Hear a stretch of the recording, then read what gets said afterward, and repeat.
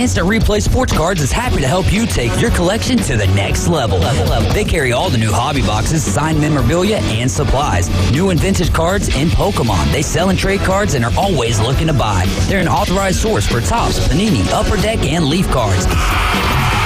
Instant Replay Sports Cards is open 7 days a week at 752 West 23rd Street, down from Academy Sports. It can always be reached at instantReplaySportsCards.com. Attention homeowners, are you dreaming of a backyard oasis? Look no further than S&R Fencing, your go-to destination for quality outdoor transformations. At S&R, they specialize in crafting custom fences, decks, retainer walls, and all exterior construction that not only enhances the beauty of your home, but also stands the test of time. Their experienced team takes pride in delivering top-notch craftsmanship with a personal touch. S&R Fencing, locally owned, licensed, and insured, and a member of the BBB. Did you know that fees associated with real estate closings are virtually the same from one title company to the next? So what sets South Oak Title apart? Effective communication, customer service, expertise, and technology. If you're buying or selling real estate, refinancing a residential or commercial property, tell your realtor you want to close with South Oak Title. South Oak Title, with locations across the Southeast, including Panama City Beach, Inlet Beach, Destin, and Fort Walton Beach. Visit them online at southoaktitle.com. Our connections make powerful things happen, uniting individuals and communities. We are Rotary. We are people of action. And together, we turn great ideas into reality by accessing our networks, our experience, and the best of ourselves to make a difference. Around the world, Rotary brings leaders together to build new friendships and to solve problems. Like in Austria, where generations work side by side to build sustainable housing and community centers. In India, volunteers run a mobile blood bank to help provide a steady blood supply for their local community. And in Taiwan, people are working hard to get vulnerable citizens the support and services they need. With over 1 million members, we know what people can do when they come together. Take action with us. Find out more at Rotary.org/action. You're home to the NFL. WGSX Lynn Haven. WVLQ Port St. Joe. ESPN Northwest Florida. Are you ready? Okay, let's begin. Trip. The Afternoon Underdog Trip. Live and local. Inside the Doghouse. Unleash the dragon. I'm the Sports Talk Monster. ESPN Northwest Florida. What's going on, Northwest Florida? You are now riding with the Afternoon Underdogs, tuned into ESPN Northwest Florida, 104.3 here in Panama City, 101.9 in Port St. Joe. I'm David Hayes, along with Tyler Bishop and Caveman Rick, and at some point here on this Tuesday afternoon, we shall have Max Delyden in the building with us for your Minute with Max. Max, quit lollygagging if you're listening, because I want you to be here for this first segment. We can dive into some best and worst of the sports week, and I'll let you guys categorize where they should fall in the best category or the worst category. If you have a best and worst, you can text it now to 850-215-6290. That's 850-215-6290. And as always, we will take your text and calls throughout the afternoon. We've got Tyler Bishop in the building with us, so we'll have Tyler's takes today at 5 o'clock, which I am really interested in hearing him talk more about this Kalen DeBoer hire. And an interesting piece that you brought up today would be kind of the differences in the way that the Patriots are replacing Bill Belichick and Nick Saban, and the Alabama Crimson Tide replacing Nick Saban. One dipped into the coach's tree, and the other, I don't want to say stayed away from it, but maybe just couldn't get anyone from the Nick Saban coaching tree. So we'll have that today at 5 o'clock, 420, your Minute Minute with Max. And at 5:40, we will dive into our local stuff. We did have some football games yesterday. NFL Wild Card Weekend ended on a weekday with 2 games on Dr. Martin Luther King Jr. Day. Caveman, you want to start it off? No, we won't do that. We won't do that. Tough game, though, last night for the Philadelphia Eagles. I didn't get to watch much at all, really any of the Bills and Steelers games, so I don't have a great thought on that. I know this. The Bills are moving on. They've got a couple of injuries, and they're going to be hosting, for the first time ever, Patrick Mahomes is going to be playing a playoff game. 15 career playoff games, and this is his first one on the road. Yeah. That's insane. And it's going to be in Buffalo. We don't know what the weather's going to be like, but that is a great divisional round game. What was it, 2-3 years ago, where we had that great game that went into overtime between the Bills and the Chiefs. So we didn't have a great wild card weekend as far as competitive scoring games go.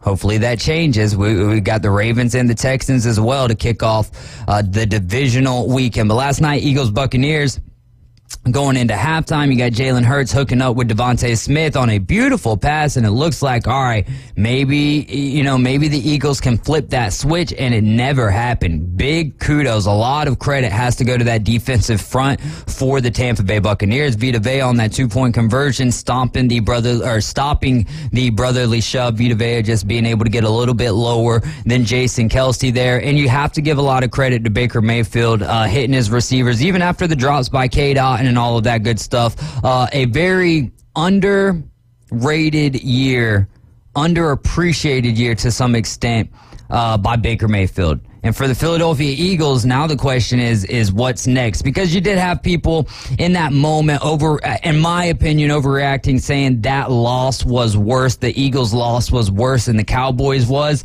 We've known for the last 6 weeks what we've been seeing from the Eagles, right? The Cowboys were great at the house all year long.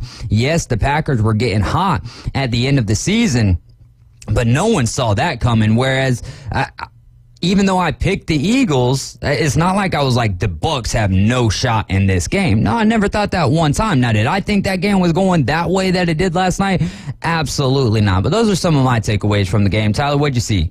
No, I don't know how you could say that the Cowboys wasn't by far the worst loss of the weekend. Mm-hmm. I mean, just the way that they had been playing, like they were so convinced they were able to steal the division away from the Eagles partially and due to the Eagles' faults and the way they've been kind of floundering for the last month and a half. But I mean, for the way Jordan Love went out there and just made it look like that Cowboys defense didn't exist. Like this was a defense that was one of the best scoring players in fantasy football for the first 3 or 4 weeks. Yeah. You know what I'm saying? Like they outscored us, a lot of guys in fantasy football for the first part, like Austin Eckler, partially because of injuries and some other things. Like this was a defense that was just insane, lights out for a while. And I mean, I saw at least 3 or 4 plays where a receiver was open by 10 plus yards. Dude. I mean, I could have thrown a pass to the guy because he was that wide open. It didn't matter how bad the pass was. I mean, Jordan Love went out there and slinging the thing, looking great.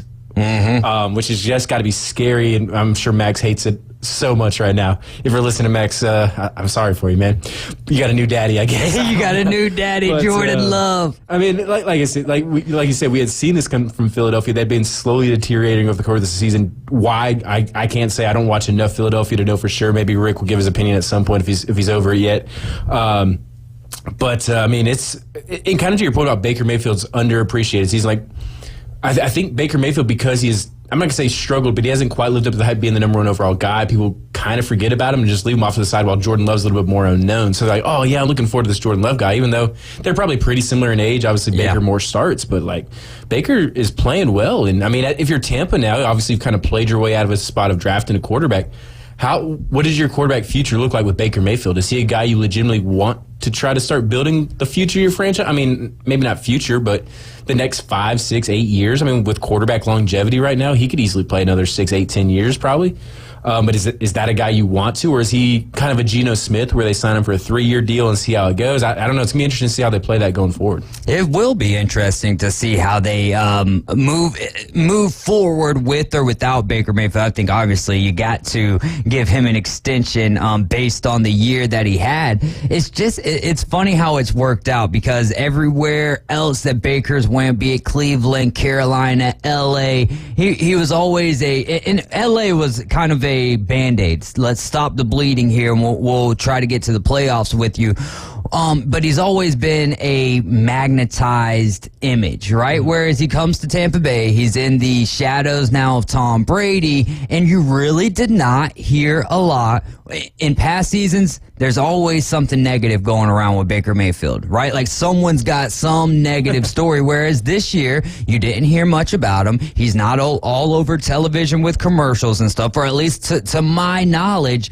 And the Buccaneers came in with a great defense, and Baker Mayfield has, obviously there's some good wide receivers over there. I just don't want to take anything away from Baker from what he's been able to do this year. Especially, I think that is more, I don't want to say duty of mine, but because I was saying, dude, they need to be going to Kyle Trask earlier in the season. Or not earlier in the season, going into the season, I was thinking, all right, 4 weeks with Baker Mayfield, figure out what you got, then move on to Kyle Trask and let's see what we can get from him or what the Buccaneers can get from him. And I was way off base with that, and Baker Mayfield just held strong and did a wonderful job for the Buccaneers. Now, the next question is, are they going to be able to hang with the Lions? I mean, this is the NFL. We did see a wild card weekend where not a lot of things went according to the spreads, if you will, but we're getting deeper into the playoffs. What do you think, Caveman Rick? Do you want to start with the Lions Buccaneers, or you want to give us any of your thoughts from last night? On the Eagles, I'll say a couple quick things. I'm going to wait till I say, I guess, what I'm gonna maybe go with, like, you know, during the off season. Yeah. So I decompress a little bit, you know, get a little bit more information on what's going on, because it's still, like, you know, all up in the air. But obviously, man, no heart, man. It looks like they gave up on the field. Really disappointed. So bad showing. Talking about Baker Mayfield for a moment real quick, like, for whatever reason, like, the guy just does well when he's, like, in adverse, like, situations, you know, when his back's against a wall or when he's being counted out. That seems when he succeeds the most, like when he played with the Rams last year, for instance, and stuff, just coming in and all of a sudden kind of like a Joe Flacco and just lighting it up, right? But, you know, back to the Eagles, another thing, Jason Kelce retiring. I mentioned this in our, you know, on our group, you know, text. It's not a good look. If they could fix this and be like a championship caliber team next year, I think Jason Kelce would come back. I think this is a sign of a lot more stuff going on, and he just knows that, hey, it's not worth coming back next year because we're just not going to be there. And unfortunately, I believe that's probably the reason why he decided to call it quits. Because why would you want that to be your last game in the NFL? A game that ends like that, you know? And not only that, he announced it, 14 hours after the game was over. It wasn't like it was it's not like he sat down, went home, thought about it for a long time. It's either it was already, no matter what happened this year, he was done, or kind of to your point, like he knows something's wrong in that locker room. And I'm not going to say I can say either way, but yeah, it's either one or the other, because you don't make a decision Brown, quick. The situation with him scrubbing like all of his, like, you know, information from being associated with the Eagles. Do you know where AJ was this week? I don't know if you were listening. Atlantic City. Yeah, and he was watching a fight. To me, I don't know, because I wasn't a big fan last year, right? Baltimore Ravens, Cincinnati Bengals, and Lamar Jackson wasn't with the team or whatever. I wasn't a huge fan of that. Obviously, looked how that's turned, you know, what that's turned into. But my reasoning with that, like, had that game been in Baltimore, I think Lamar Jackson is at the game. But still, I think if you are, I don't care if you're injured or not, if you are in a walking capacity, if you're able-bodied, and AJ Brown, if you're able to go to fights, then you're able to go. You should be with your squad. To support your team. Yeah, be there for your guys. The no heart, you brought that up. No heart, is that more indicative of Nick Sirianni or Jalen Hurts? Who's at fault there? If there is anyone that you can put the blame on as an Eagles fan, would you go with Nick Sirianni or Jalen Hurts? I'm probably going to have to go with Sirianni. I mean, we've seen how Jalen Hurts has handled stuff in the past, so I think it's hard-pressed to say, like, he was a guy. Now, before we came on, I was listening to, you know, some of our other programming, and they were mentioning about how, you know, he's real brash, Jalen is, and maybe he was just rubbing, you know, teammates the wrong way, where, like, even when they're 10-1, instead of showing a little joy and, like, being, like, a little satisfied and, hey, we're doing pretty good, he's still telling guys, like, hey, we got to work harder, we got to grind, you know, this ain't satisfactory yet. And, you know, maybe, you know, some of those guys like A.J. Brown want to relish in it a little bit more, where he's still, like, putting on his hard hat and going to work. Well, I mean, what's the right answer there, right? Like, I get you're talking about Greeny and Himbo. They were doing a great job talking about that. Basically, is Hurts too stoic? Here's my thing. Had you won the Super Bowl the year prior, then I think you can relish in 10-1 a little bit. But if you didn't get the job done last year, then the job is not finished. And so if you think you're on top of the world at 10-1, and who am I? I want to throw that one out there. I'm just kind of thinking along the lines of Jalen Hurts there, where it's like, if we're 10-1, but we didn't get the job done last year, we've got work to do. Now, there is that, I guess, line of like, have some joy in the things that it is that you're doing, but you got all the way to the goal last year. You got to the goal, but you didn't get that goal. And so there's still a lot of work to be done. So a parallel of this, and I don't know if this is what's going on because of the guy Jalen Hurts is, maybe a parallel to back in the day when Andy Reid was there and Donovan McNabb. And Donovan McNabb, he was always being accused of being like a company man, a yes man, you know? Maybe Jalen's like one of those guys. I mean, and would his teammates don't like that, you know? Well, and that would make sense just because if you look back at where he's been, specifically with Alabama, you know what I mean? Like, he's been under coaches with what? A process. And when you're a process, 9 times out of 10, to buy into that process, you got to buy into the company. And to buy into the company, you got to be a company man. So, man, that could be... That's interesting. And here's the other thing is with the Eagles, what's been one of your other reasons, right? And I do love this reason is Jonathan Gannon and Steichen are elsewhere, right? Head coach of the Colts, head coach of the Cardinals. Both of those teams, for what they were going through, had very successful. I would say that the Cardinals, regardless of the record, had a successful season. Because I thought they were headed for the first round or for the first overall pick. But you replace one coordinator, it's hard to come back the next season and replace one, let alone two. Yeah. You know, and a guy that was calling your offensive plays, too. So that's a big deal. It's a lot to come back from. Yeah. And you look at Jalen Hurts, and you bring that up in under the coaches that he's played under, and we'll just go with Saban, we'll go with Lincoln Riley, and then here with Nick Sirianni. And it's like he gets the stoicism. He gets his not laid back, but just straight business. Him and Saban are very similar on that. Nick Sirianni's a guy who tends to get a little bit more fired up. Do you think? Let's say Howie Roseman has to make a decision, and it's Sirianni or Hurts. As an Eagles fan, who would you want Roseman to stick with? Stick with Hurts, man. He's cheaper, you know, right now. Sirianni. I mean, we bounced Doug Peterson, you know, shortly after the Super Bowl, and, you know, look where we got to. So if you got somebody better that you can get, but if you can't get somebody better, though, then you better hang on to what you got. I got one guy. He interviewed with some birds yesterday. I know your guy. And I don't want to speak too soon, but I'm not too keen on that guy. Yeah, Caveman Rick last night in the Show Builders thing, right? So after the game, just like every fan, like of all the fans that I know from the teams who lost in the wild card rounds, the first thing they were saying, I'm ready for next year. I'm excited for next year. That's what Caveman Rick said in our Show Builders group last night. I'll tell you one thing, I'm still excited and can't wait for next season. Then he wakes up this morning. Dang, Kelsey's retiring. I think that means the state of the Eagles is not so great, just like what he mentioned earlier. If he thought we could do a quick turnaround, I think he would be back for another year. So went to bed excited, woke up like a little less excited as we welcome in Max Delyden into the building with us. Max, what is going on, brother?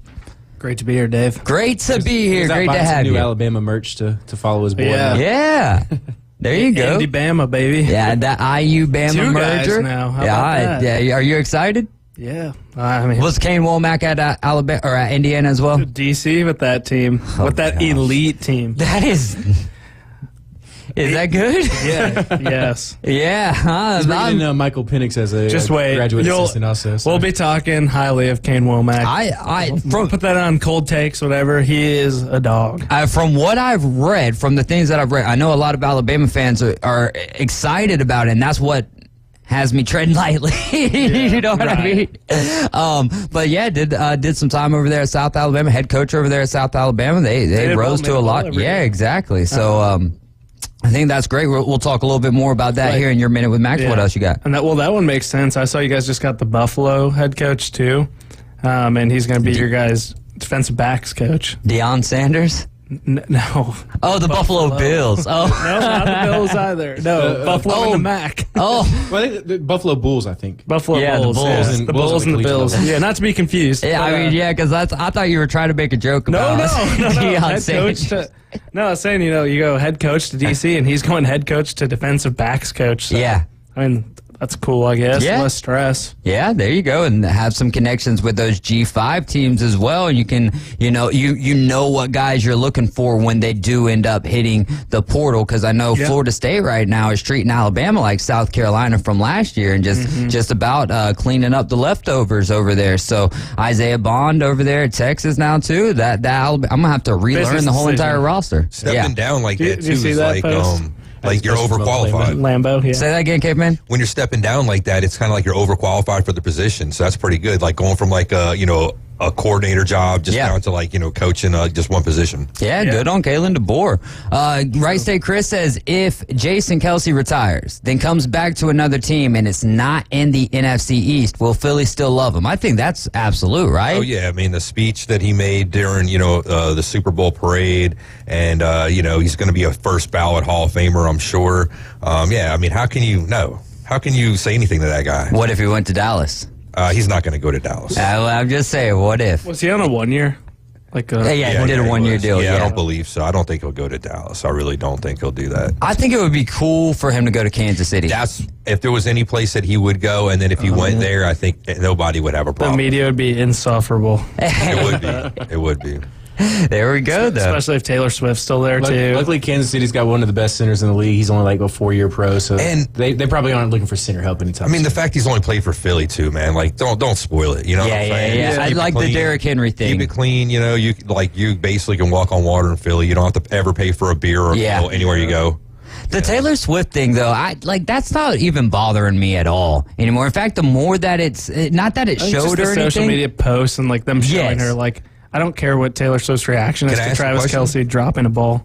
If the Kansas City Chiefs were like, say, they won 14 games this year and they were still kicking butt. Now, would that annoy people because of the Taylor Swift stuff? Because I think the fact that they're actually doing like kind of piss poor, that makes For their it standard. a lot easier to handle and to deal with the Taylor Swift kind of true. stuff. Okay, so, man, yeah, I think that's absolutely fair. When it first started happening and everything, I'm like, oh my gosh, man, like, can't we just watch football? But then the more and more that I think about it, the more that I think about all of the people who are watching this game, who are enjoying the game of football that otherwise would not be. And it's not like she's sitting there doing anything. You know what I mean? It's the networks. I'm sure that it's just as annoying for her as it is for us. And then think about this, which, I mean, I guess if you're in Hollywood and you're in a relationship, you leave your relationship wide open to, are they going to be together? All of that good stuff. But I mean, would you want your relationship in the middle of, you know what I'm saying, Twitter? Like, are these guys going to stay together or not or whatever? So to me, I don't know. And I really like the jacket. Shout out to Juice Check's wife. Yeah. It's funny. Like the whole T Swift thing is funny because, like, I feel like people are making a bigger deal about it now than it really. I mean, yeah, they show her a few times a game, but like people are going out of their way to just continue complaining just anytime it shows. Like, it almost she could gets just be at the them. game watching the game. She could probably go incognito. People are like, I can't believe Taylor Swift came to watch the game. Like, who cares? Like, people are making a bigger deal about it now than it probably when it was first happening. It was awful. Yeah. I mean, because it was just so much. But now, now they still flip to her occasionally. They show her walking to the stadium, whatever. But it's like, it seems like people are wanting to complain about it now. Just complain about it. Like when people are like, oh, I'm going to boycott the NFL. Like when they start doing that kind of, like they just talk about it to bring attention to themselves by complaining about something. Like it's the cool that's thing what to it do to is. be, and go against the grain type deal. But I can't tell you how many people, when people were boycotting the games, I can't tell you how many people, they boycott the games, and then on Monday and Tuesday, they're talking about the games that they boycotted. Like, how you know about that, brother? How you know about that? Social media, bro. Hey, there you go. There you go. You're riding with the Afternoon Underdogs. Coming up next, it's your minute with Max Delighting. Give him a call, 850-215-6290.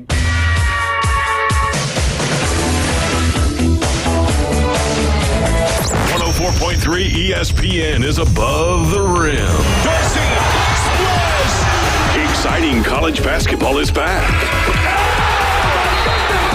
Tune in every Saturday for the biggest games in college basketball, plus marquee evening matchups during the week. The Round Ball. And it goes for the win! You'll want it, you need it, and we've got it. College basketball plays here. 104.3 ESPN Northwest Florida. Good afternoon. This is Joanna on ESPN Northwest Florida with your forecast on this Tuesday. Some sun the rest of the day with a blustery wind around 14 miles per hour coming out of the north-northwest, and look for it to be 42. Tonight, there will be mostly clear skies with the temperature reaching 26. Mostly sunny tomorrow with a wind around 10 miles per hour and a high of 46. Thursday, we'll have a high of 59 and some sun. This weather is brought to you by Ellis Agency Insurance. Thank you for listening to ESPN Northwest Florida. Rely on it. Take your next adventure in an award-winning Kia from Bill Bird Kia. We invite you to stop by Bill Bird Kia today and test drive the new 2024 Kia. You'll see why everyone is talking about Kia. The 2024 Kia will give you the perfect balance of comfort, safety, and technology. The SUV family has movement that inspires. Drive away today in a new 2024 Kia Soul, Seltos, Sportage, Sorento, or Telluride. Fuel the thrill and command the road in a luxury sedan from Bill Bird Kia. Drive away today in a new 2024 Kia K5. Performance, power, and design built just for you. Discover the new Kia at Bill Bird Kia. Bill Bird Kia, the original home of the 20-year, 200,000-mile warranty. Stop by 2435 East 15th Street, Panama City, or anytime at BillBirdKiaPanamaCity.com. We'll treat you just like family and give you the peace of mind you can trust. Your local community dealer is Bill Bird Kia. The 20-year, 200,000-mile warranty is a Bill Bird Kia warranty. They're number one in the men's room. I hope this place comes with toilet paper. The Afternoon Underdogs. Oh, geez, this is going to be a photo finish. On ESPN Northwest Florida. And we are back in the doghouse. This is the Afternoon Underdogs. You're listening to ESPN Northwest Florida, 104.3 right here in Panama City, 101.9 in Port St. Joe. We're the Afternoon Underdogs. I'm David Hayes, along with my great buddies Tyler Bishop, Max DeLayden, and Caveman Rick. Right State Chris says, do a camp with Travis. I don't know if that maybe means Jason and Travis Kelsey do a camp together. I'm sure that they might have. Sounds like a comedy sitcom I'd watch. Yeah. I mean, they do. That's what's Jason seems like such a good guy. Yes. Yeah. Especially him. He seems like great dad, like total teddy bear, but absolute gamer on the field. Travis feels like seems like a great uncle. He's fine. You don't like Travis Kelsey? He started doing different stuff this year, and he had his worst season in a while. I'll let you connect the dots. Marketing, girlfriend, you name it. I'm not going to take a shot at trying to guess that. I would agree. And it's not a hot take. He's dropped King lately. I mean, he can drop it and look it up at the box. So there has been a correlation before in the past with guys that do more of the ads and stuff like that, and then their performance drops off. We brought that up with Baker Mayfield earlier. Yeah, whenever he was at the height of his commercial career, the statistics necessarily weren't there. You can also point to Tony Romo with Jessica Simpson. That never really worked out Saban and Affleck. too well. Saban and Affleck. Yeah, there you go. This is your Minute with Max. Max DeLayden in the building with us. He is a lad, an Allegiant lending lad. Tell us a little bit about what you do and how people can get a hold of you. You've been helping out the host of the Inside Drive as well, Ryan Mulvey. Yeah, did he mention that? Yeah, he did. Yeah, I wouldn't just go around full disclosures here. Appreciate it, Dave. This Thursday, actually, at our office, if you come by between 11 and 1, Tyler, if you're over at Tyndall Parkway, come on down. We got some pork butt on the smoker, some beer. You probably can't drink while you're on the job, but hey, come on down. Happy to help you with any financing questions and financing needs. So 850-565-1160. Max DeLayden, the lending lad. Come by and get some pork butt. Yeah, when is that? Like 11 to 1 or 2. 11 to 1 or 2. I guess you're gonna tell Ryan to man the studio from the offices over there. That's what we need to do. Is we need to do a live 4 to 6 show from that'd be pretty fun. Lending firm. And Max would actually show up on time. We might even get him for the full 2 hours. Tread lightly. Tread lightly. Get this. Today I was pumped because I had everything in my car. 3:20. Some guy walks in at 3:21. Yeah, and it was all paper files, like a stack, like an encyclopedia, and I was like, Dave's gonna kill me. Oh, no, I don't. The whole way in. Hey, just always remember this. How much am I paying you to be here? Yeah, I'm just happy to be All here. right, then. I love talking about sports, man. Dude, I tell you what, real quick, I don't want to take too much away from your segment. I want to dive into it, especially with IU and Alabama and all of that good stuff. So last night, I'm heading into the bathroom, looking at the mirror, and I'm bald, like pretty basically bald or whatever. But I'm looking on my neck, in my beard. I'm like, is that a gray hair? Because I know I'm never gonna have gray hair up top, basically, because I'm never gonna see it. So that's out. So, anyways, I'm sitting there. I'm like, yeah, I had a gray hair, multiple in my beard. Really? So not only am I balding, I'm going gray. I'm only 32 years old. Yeah. Yeah, they're very small, bro. But when I plucked it out and I put it on my jacket, and the jacket I was wearing yesterday was much darker than this one. This one's faded out a little bit. When it's summer, to confuse people, maybe just put sunblock in. Yeah, there we go. There you go. Not great. Hey, I mean, you got to get your wisdom somewhere or the other. Mine's going to come, instead of gray hairs on my head, gray hairs in the old beard. Yeah, can't all be fortunate like Ryan on the Inside Drive with the perfect black goatee. Oh, there you go. Or see my diet. Yeah. Right? Ryan, tune in. Ryan Day, babe. Ryan Day. Oh, Ryan Day. Oh, man. And you're getting married next month. I am. Yes, sir. That's exciting, stuff, man. yeah, thank you. Yes, sir. All right, let's dive into it. IU, Alabama. Who all do we have coming over from? Well, obviously, they're not coming from IU, but was Ryan Grubb at IU as well? I don't think he was. Okay, I'll look that up. I'll look that up. You just tell me what you want to tell me about all of these IU guys and how excited I should be. Now I'm curious on Ryan Grubb. Because I don't think he was. When they go into a recruit's home and say you all and ask for some pop, it's going to be a rough sled for them. No, he was never at Bama, but he was with him. It looks like at times at Sioux Falls. Yeah, Sioux Falls, and Fresno State. Yeah. This has been his ride or die. I don't know. I like how Kalen DeBoer coaches. We were talking about this before he got hired, that a lot of people think he's one of the smarter X and O minds in game coaches. I think some people are saying he's the best. I think obviously that still has to kind of go to Kirby. I think what Kirby does is just incredible day in, day out. But Kane Womack too, I think you'll like him just with how aggressive of a style of defense he plays. He's not playing soft cover threes 24/7, and I think you're going to be happy all around with those hires. I mean, it's tough because obviously after Bama's had their king coaches, if you want to call them that, it's been a tough little series in between, so I'm hoping it works out. I know some of the cards are stacked against Kalen DeBoer. First game being against Georgia for your first SEC game's tough. On the road at Camp Randall's not easy. It's not going to be an easy schedule. I guess, Saban was scared to play the Big Ten. I'm totally kidding. Ryan Mulvey says, goatee, full beard. Come on, Max. I was thinking that when you said that. I'm like, I think it's a full. I know it's a full beard. I'm sorry, Ryan. I did, yeah. And then Boston Tim says, and I have the same question from Boston Tim. Let's ask Max why some randoms from the coffee shop are in his wedding and I'm not. Sports related. All right, we're gonna move off of that question. So you mentioned, Kalen DeBoer. I'll say this.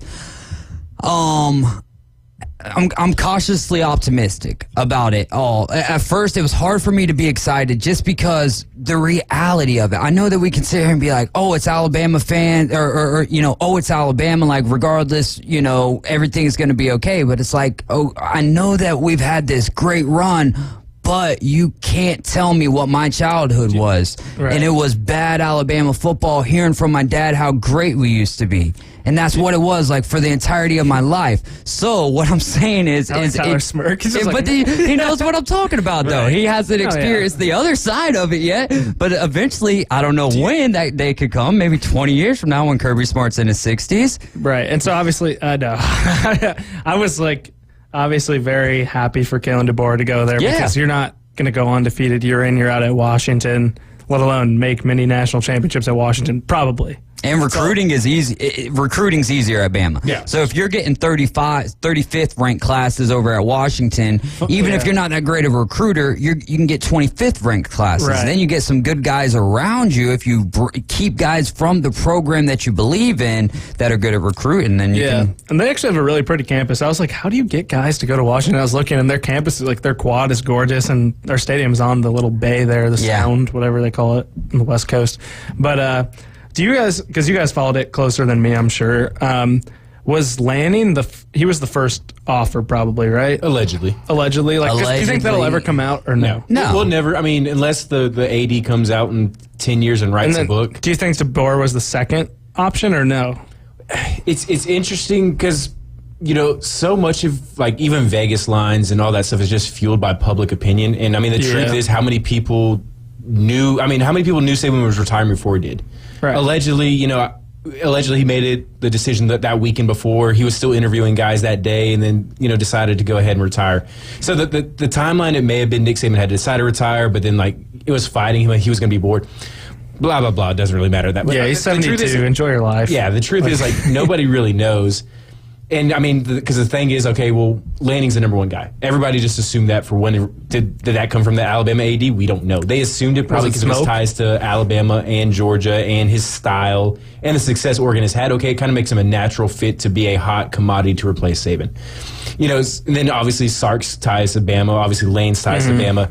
Norvell's probably more of a southeastern, helping build Florida State back from what they were and being in the Southeast makes him a popular candidate. Yeah. Do you think Norvell was the option before? I don't think he was before. That's the thing. I have no idea. I'm not going to. I can't tell you for sure. Nobody will besides Bama's AD. I would say probably not. Yeah, I don't think he was on the list above DeBoer. I mean, if I was gambling, it was probably make Kirby tell you no, make Sark tell you no, because I think Texas is just better. They tried calling Kirby at all, or you call him or you call Sexton. Hey, is Kirby going to leave Athens? No, okay. Yeah, I mean it's a 5-second conversation. It's funny too because my friends from up north don't necessarily understand how much money there is in the SEC because in the Big Ten it's Ohio State, Michigan, everyone else. Like that's a huge gap, and they were like, well, Bama calls, Georgia doesn't have the money to match. I was like, Georgia has the money to match. Like, I don't think you understand two national championships, what that does. Bama's not going to offer him $20 million a year. Yeah. Is he going to leave for a few million? Come over here. We're going to pay you twice as much as what we paid Nick Saban. $50 million or $20 million. And this isn't like a knock at Georgia or Bama. I saw like basically a Georgia, I think it was a Georgia fan said like the crux of the argument is like, yes, Bama might be like right now, or in general, like a 5% better program, but why are you leaving what you've built and what you... Yeah, and then to go follow Saban, which creates an impossible measuring stick. Exactly. Also. Building your own legacy. He's going to have a statue. I would say he was probably the second or third realistic option. Like I said, I think Kirby wasn't a realistic. I don't think even Sark was really a realistic option. Not with the Arch and Quinn and the money that Texas has. Yeah. But I think it's one of those you make him tell you no. So I think it was Lanning and then probably DeBoer. If the roster that you had was looking like or even perceived to be better than what Alabama's current roster is, I don't understand why you would even really contemplate it, because you're going there and you might get 2 or 3 years, but you're going to be so stressed out at the end of year one because you didn't perform well that it's going to be tough. Whereas Kalen DeBoer in Washington, they were not going to be as good as what they were last year, and they more than likely were not going to have as good of a roster as what this Alabama team is. And he's 5-0 against Sark and Lanning, which speaks for itself. So, I guess we'll see. Can you imagine though if they beat? Is it at Georgia or at Tuscaloosa for Bama? It's in Tuscaloosa. It's like a 6:30 primetime kickoff. It's got to be, because if he wins that game, can you imagine if they're undefeated and he wins that game, how much rallying and support he's going to have? Oh, I mean, and that's the thing that what's that early spread? But also, it's 2.5 dogs. Right 2.5 dogs. Well, Georgia's 2.5 favorites, I guess, because I guess that could have been kind of. Yeah, I got you. But on the opposite end of the spectrum, Georgia goes in there and wins that game. Let's not even say it's a blowout, but say it's like a 10, 13 point, slightly larger than the Texas game, but not like a blowout. Then all of a sudden, like immediately, that fan base is like, what is DeBoer doing? He's got to go. He's got to go. That's the downside. Like that being his first game, it could either amplify his stock dramatically, or it could just all of a sudden take away. And it shouldn't. Right. But fans aren't rational. Like I said 2 weeks ago, fan is short for fanatic. You can't expect rationally. It's kind of like when Urban came into Florida. Yeah. Because he started off losing a lot of the fan base, and then obviously we don't know how it ended. But anyway, we can move on from Bama's head coach. Well, and also, though, another thing that in his introductory press conference, one of the reporters said the student section or the students have said that, they're going to give you three games. And he was like, oh, I get 3? That's 2 more than I was expecting to get, So I like the attitude that he brings. If he gets his team in place and the relationship, that's going to be the most curious to me is how that relationship between Saban and DeVore goes, is it going to be like a mentor-mentee type deal where if that was the case, then DeVore should have been hired after Fresno State? You see what I'm saying? Before he went over there to IU and should have been brought into the program and all of that good stuff. But what a crazy career arc, though. Yeah, I mean, it is. That's an incredible career arc, and he was in the national championship game last year against a lot of odds, too. So the biggest question is going to be what happens with Milroe now, because I think he'll be the quarterback. Is Milroe going to be able to make the growth, though, right? Because what was Penix? Penix wasn't just, could he run? Yes, but he wasn't just out there to scramble. He was a pinpoint, accurate, NFL-style passer, and Jalen Milroe, ladies and gentlemen, just isn't that. Yeah. He's a very talented guy, but he just hasn't been that to this point. Can he grow into that? Sure. We'll see what Kalen DeBoer can do with him at that point and time, though. We did, go ahead.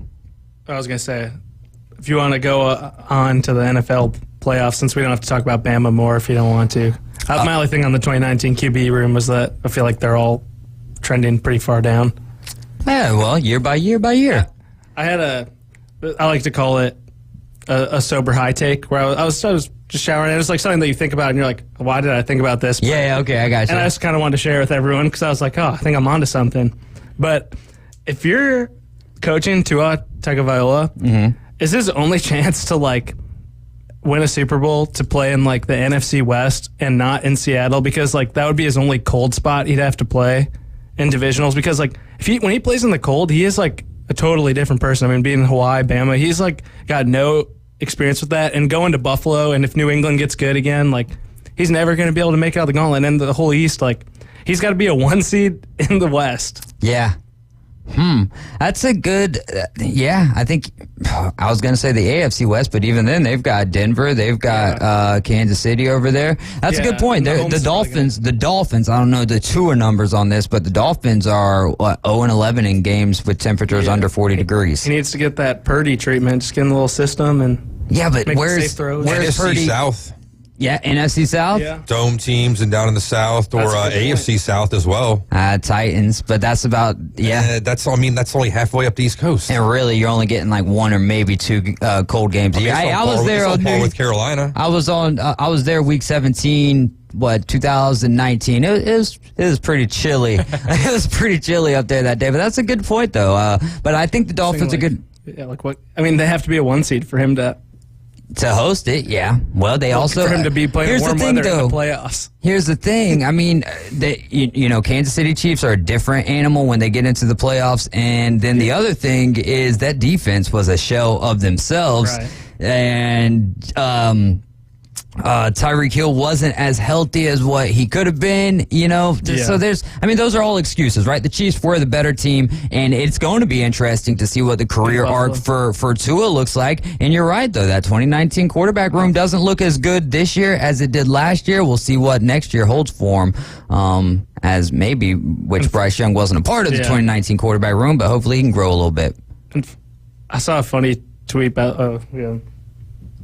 I saw a funny tweet, by the way, of, and I hate that it was this guy because I have him muted on Twitter, but Nick Wright, of the remaining quarterbacks. It's so funny because you got the GOAT going for a repeat. You've got 2 MVP caliber unicorns in Josh Allen and Lamar, 2 first-year starters who had like their perfect game in the playoffs in Stroud and Love, and then you got 2 number 1 picks who have been misplaced, Goff and Baker, and then you got Brock Purdy. Hey, Brock Purdy, baby. Mr. Irrelevant becoming relevant by the second. You're riding with the Afternoon Underdogs. We'll talk more about the remaining 8 quarterbacks in the NFL playoffs, but we'll start it off with Larry talking a little Jackson Dart when we return.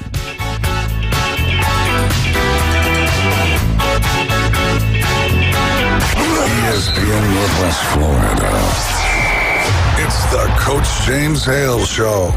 Got a very, extensive background in athletics here in Bay County. So, Emily Bennett. Why not? Right. Let's give it a try. And the next show that was coming up was the Muscle for Heart, which was at, it's a sign. It's Perfect. A sign. Yeah. Start where I started. Weekday mornings 7 to 9. ESPN Northwest Florida. Good afternoon. This is Joanna on ESPN Northwest Florida with your forecast on this Tuesday. Some sun the rest of the day with a blustery wind around 14 miles per hour coming out of the north-northwest, and look for it to be 42. Tonight, there will be mostly clear skies with the temperature reaching 26. Mostly sunny tomorrow with a wind around 10 miles per hour and a high of 46. Thursday, we'll have a high of 59 and some sun. This weather is brought to you by Ellis Agency Insurance. Thank you for listening to ESPN Northwest Florida. Rely on it. In the jewelry business, there is no substitute for experience. David Adamson has over 46 years of experience, 32 of those in Lynn Haven. Designing and creating fine jewelry is more than a job for David, it's a joy. If you're looking for a spectacular jewelry design that says you, or perhaps you need your jewelry repaired, look no further than David Adamson Designer Jewelry. All work is done in-house and always to your complete satisfaction. Stop in today at David Adamson Designer Jewelry, 830 Ohio Avenue in Lynn Haven. They're on Facebook and at tcjeweler.com. Signworks, a business serving businesses since 1985. Everything from signs and banners, vehicles and boats, magnetic and real estate signs, contractor signs, and much more. Signworks can do large format, full color printing too. Signworks, a real professional in the business world. Call Signworks at 785-8899. Signworks, 850-785-8899. It's go time all the time. Sports talk around the clock. Oh my gosh! Now back to the Afternoon Underdogs. 104.3 ESPN Northwest Florida. And you are back in the doghouse, riding with the Afternoon Underdogs. I'm David Hayes, along with Tyler Bishop, Max Delighten, and Caveman Rick. You're tuned in to ESPN Northwest Florida, 104.3 Panama City, 101.9 Port St. Joe. ESPN Northwest Florida. Lynn Haven Rob texted this to me earlier. This is from Facebook. Our dearest FSU baseball family just spoke with Carol Martin and wanted to share that number 11, which is Coach Mike Martin, is now on hospice care. This is merely a request for prayers and love for the Martin family. And additionally, to prepare everyone and let y'all know that when he is called home, there will be a celebration of his wonderful life held at Hauser. I know how much it breaks my heart personally, and I imagine you all feel the same. We love you. Number 11, go Noles. So prayers and thoughts for the Martin family as Mike Martin is going to be going through hospice care. He was the head coach of Florida State baseball from 1980 to 2019. Before he took over the head coaching job, he was an assistant there from 75 to 79. And before that, he was actually the head coach over there at Godby High School from 71 to 74. And he was at Tallahassee Community College before that in 1970. So thoughts and prayers with the Martin family. Let's go over to Larry wants to talk a little SEC and talk about Jackson Dart. What you got for us, Larry? Well, yeah, I just want your assessment on Jackson Dart for next season. And God bless Mike Martin, too, now that he's in hospice. I hope he's okay. But also give a little love to Ole Miss. You know, nobody's talking much about Ole Miss in this area. You know, we're talking about Alabama and Georgia. And so, yeah, we'd like a little appreciation. You know what I mean? Absolutely. And Ole Miss, first off, heck of a year from them last year, even though their two losses were to the two teams who you mentioned before. But the season outside of that was, best season in school history. And again, we know how the bowl season works out with all of the opt-outs and injuries and all that good stuff. But still, how many times have you heard the comparison that Ole Miss is the Penn State of the SEC? A lot of comparisons between Ole Miss and Penn State. Ole Miss got the job done, and I think they're going to be even better next year. That's without Quinshon Judkins going over there to Ohio State. I think that they're going to be poised to do great things, and I think Jackson Dart is a real leader as well, and I love him in that Lane Kiffin offense. So, I mean, the ceiling for Ole Miss next year is absolutely SEC championship game, right? I mean, I would say you're almost talking, if they get the right season out of Jackson Dart, you could make the argument without knowing what we're going to get out of Alabama that Ole Miss, they're not representing the SEC West anymore because there is none of that, but they got to be one of the top 3 teams in the SEC. Well, do you think Dart might be a viable Heisman candidate? Is that possible? I mean, of course it's possible going into the year. What do you think, Tyler? Yeah.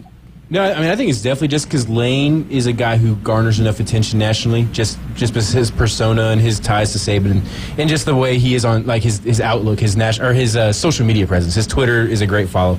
I mean, and his offense is one that loves to put up numbers. It's a high flying offense. He does not let off the gas. He's not afraid to go for it on 4th down. He's not a very conservative coach, for better or for worse. It's cost him at times. It's benefited.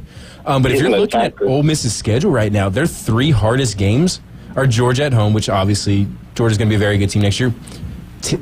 They got to get to LSU, and then they get Oklahoma at the house. I mean, if those are your 3 toughest games, those are manageable. Yeah, for the most part. You get 2 of them at the house, and then and then the third one is, or the other one is on the road. It's LSU and Death Valley, which is always tough. But they're going to be replacing both offensive and defensive coordinators and Jaden Daniels. I mean, they're beatable, definitely beatable. Listen, I got to go, but thank you for taking my call. I sure do appreciate it. Absolutely. That is Larry, excited about his Ole Miss Rebels, which we are going to have to put a higher level of focus. And Larry, I don't know if you know this, but each Monday at 5 o'clock, we have Steve Barnes on the line with us, and he's actually a senior writer for the RebelWalk.com, which focuses on the Ole Miss Rebels. So Mondays at 5 o'clock, if you want to tune in, you'll get a little bit more Ole Miss. We try our best, and I know Alabama and Georgia dominated, but if it was Vanderbilt and give me someone else here. Indiana. If it was Vanderbilt and Indiana who was dominating the discussion of college football, we would try our best to get those in there as well. But it's tough. Monday's 5 o'clock though. Steve Barnes. Yeah, what you got, Rick? Well, I was going to tell him too. Text in some questions for Steve Barnes too. Yeah, if you want to get involved and interact. I'm excited. Like you mentioned the schedule there. Ole Miss has got is very favorable, and the guys they're bringing in from the portal, guys that are returning from next year's team. And if the stuff about Judkins in his attitude, we'll just leave it at that. And if his attitude is correct, like him leaving could actually be an addition by subtraction. So Lane's just got to. And he's just got to show he can be a little bit out of his own head, or more in his head, depending on which way we want to look, in the bigger games. He seems to psych himself out against Saban. Saban's gone now. And, last year, trouble for Bama. And I think he actually coached a little bit better against Kirby in Athens. I mean, obviously the game was a little bit bigger blowout than the game at Bama, but he didn't seem to make some of those same mistakes he does against Saban. Like, I don't know if it was just Saban just mentally had him, and you've seen it with Kirby to an extent too. So it's just Nick Saban was the GOAT for a reason. So now that roadblock is out of the way for him, like that just kind of opens up him even more, especially not even have to play him next year. Oh, and he's also got to not just assess, because he's already assessed the issue, but they have to get those 4 stars in there. Because what was one of the things? Well, when when Georgia's taking out 5 and 4 stars, they're replacing them with more 5 and 4 stars, and we're trying to have our 3 stars play up to that level. And there is some truth to that, though. So 100%. Yeah, so you got to get some more of those 4 stars in there. And I mean, I think Matt Kral's 3rd season, I think he was top 7 or top 8 in Heisman voting. So I mean, not that that's winning the Heisman, but that's promising. I'm pretty sure his touchdown numbers went up, interceptions went down. And Ole Miss will be a top 6 to 8 team preseason. Like, the hype will be there nationally for them as a whole, and then in turn, just trickle down effect. This being the starting quarterback for a top 8 team, you're going to have top 12 or 15 Heisman odds almost guaranteed going into the year. Mm-hmm. So, and it's a 12-team college football playoff, and I'm curious. I know how it was when Alabama won their first Heisman with Mark Ingram, and it was like, for me, yes, it was really cool that, Alabama got a Heisman winner, but winning the hardware was, way, way better than that. And I'm not even, I'm a fan. Like, I ain't got nothing to do with that. So I know that a lot of Ole Miss fans, they would love to see Jackson Dart come away with the Heisman hardware, but get them just into the college football playoff. Could you imagine the drinking that'll be going on? They're going to start they'll start a Jell-O shot challenge for the college football playoff at that point in time. But yeah, Jackson Dart, I mean, each year has gotten better better. His completion percentage went from 62.4 to 65.1% from 22 to 23. Threw for almost about 600-700 yards more, 3 more touchdowns, but I love seeing single-digit interceptions. Only 5 interceptions on the year last year. And while we're on the subject of quarterbacks, Max, let's start with you since you wanted to do this here, or since you brought up the content. I want to hear what Tyler's rankings are, too. Yeah, of course. We're all going to be doing this here. And yours, Dave. Yeah. Top 8, or rank the remaining 8 NFL quarterbacks. All right. Do we all going to go like 1-1-1? Or probably let's just do, let's do your bottom 4 and then your top 4. All right, bottom 4? Yeah, bottom 4. At 8, I'll go with Baker Mayfield. Had a great game, looked sharp, but he's my 8. All right. That's fair. In a very close to 8, he's like 7C. Jared Goff. Still a little shaky. I mean, rooting for them. Dan Campbell's awesome. I've very much been enjoying seeing people clown Jamel Hill for saying he was a bad hire. But I'll take he's done well with Jared Goff, and I'll take Brock Purdy 6. Brock, Jared, and Baker are all kind of interchangeable for me. I think we've seen Brock at his best, and we've seen Brock at his worst, and that's you can't make the argument all the time, but you can when you take away the best target. What happens, like Tua with Tyreek, and when you took away Debo with Brock, we saw a lot of his limitations, and he was like bad. And then sadly, 5th, Jordan Love. Moving on.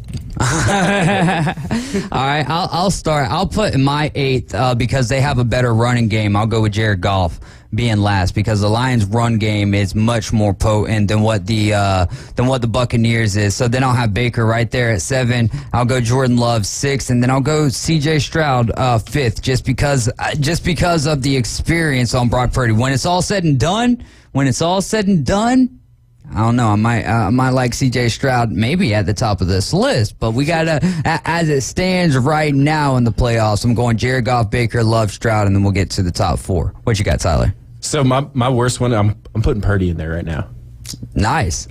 Number 8. Number 8. Let's go. Baker's a little bit more Ryan Mulvey, 850-215-6290. Baker's a little bit more inconsistent, but I'm not sure if I'm trusting Purdy to go out and win me a game. I'm not guaranteed. It's almost like the Jameis Winston right with Baker Mayfield at times. You're either going to get top 5 quarterback play or bottom quarterback 5 play.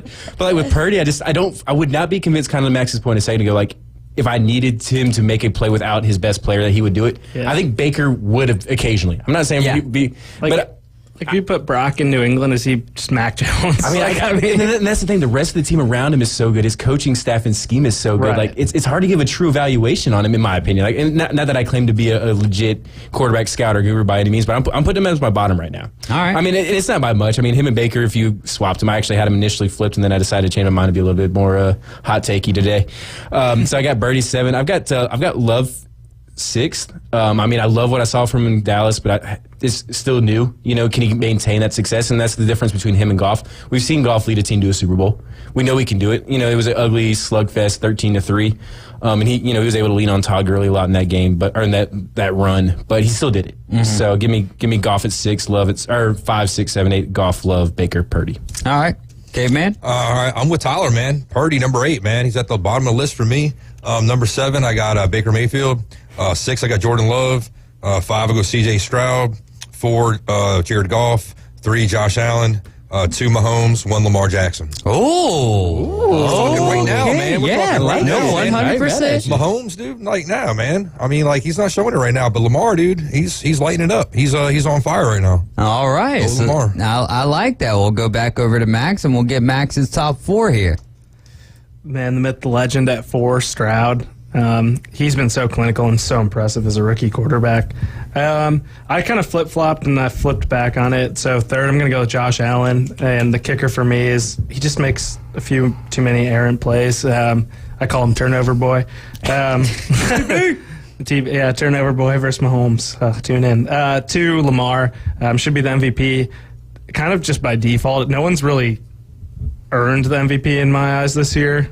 I know that's a hot take too, but it's kind of been like a not impressive race, if that makes sense. I think Lamar's been incredible. I'm not trying to shortchange him. I just don't think it's been like wow, like that guy is the MVP. Yeah, I mean, and I think a lot of that goes down to Todd Monken and the job he's been able to do as the offensive coordinator over there at Baltimore. I totally agree. And then Mahomes, I know that's kind of a sellout answer, but outside of Kelsey's kind of throwing to farmers and encyclopedia salesmen, he has taken the fall so many times that it's kind of refreshing, when someone's so perfect to see them have these kind of like meltdowns on the sideline on some things like the offsides, which is what it is. That's the rule. Mm-hmm. But because when you're dealing with dudes like Kadarius Toney, MVS, he's the drop king. Like at the Packers, they did the exact same thing. That was nothing new. Like that Eagles game. When we said he put a little too much on it, that was a perfect pass. Catch the ball. But yeah, so I think he's so dang good, and they just fit so many guys who are like slot receivers in roles that they shouldn't be in, and that's my monologue on Pat. There you go. Mine's kind of boring because it's the same. I've got Pat, Lamar, Allen, Stroud. Stroud, what he's done so far has been super impressive. If he can continue it, we're talking a guy who's a top 3 to 5 guy for the next 10, 15 years, which has got to be super exciting if you're a Texans fan. Yeah. Especially, brand new head coach and brand new quarterback, and you're in this spot. Allen, I'm up and down on. He makes some great plays. He makes some bad plays. I'm not convinced he's... we said, 2 months ago that he was one of the more overrated guys in the NFL. He's actually played really well with Joe Brady as the offensive coordinator, with Ken Dorsey getting fired.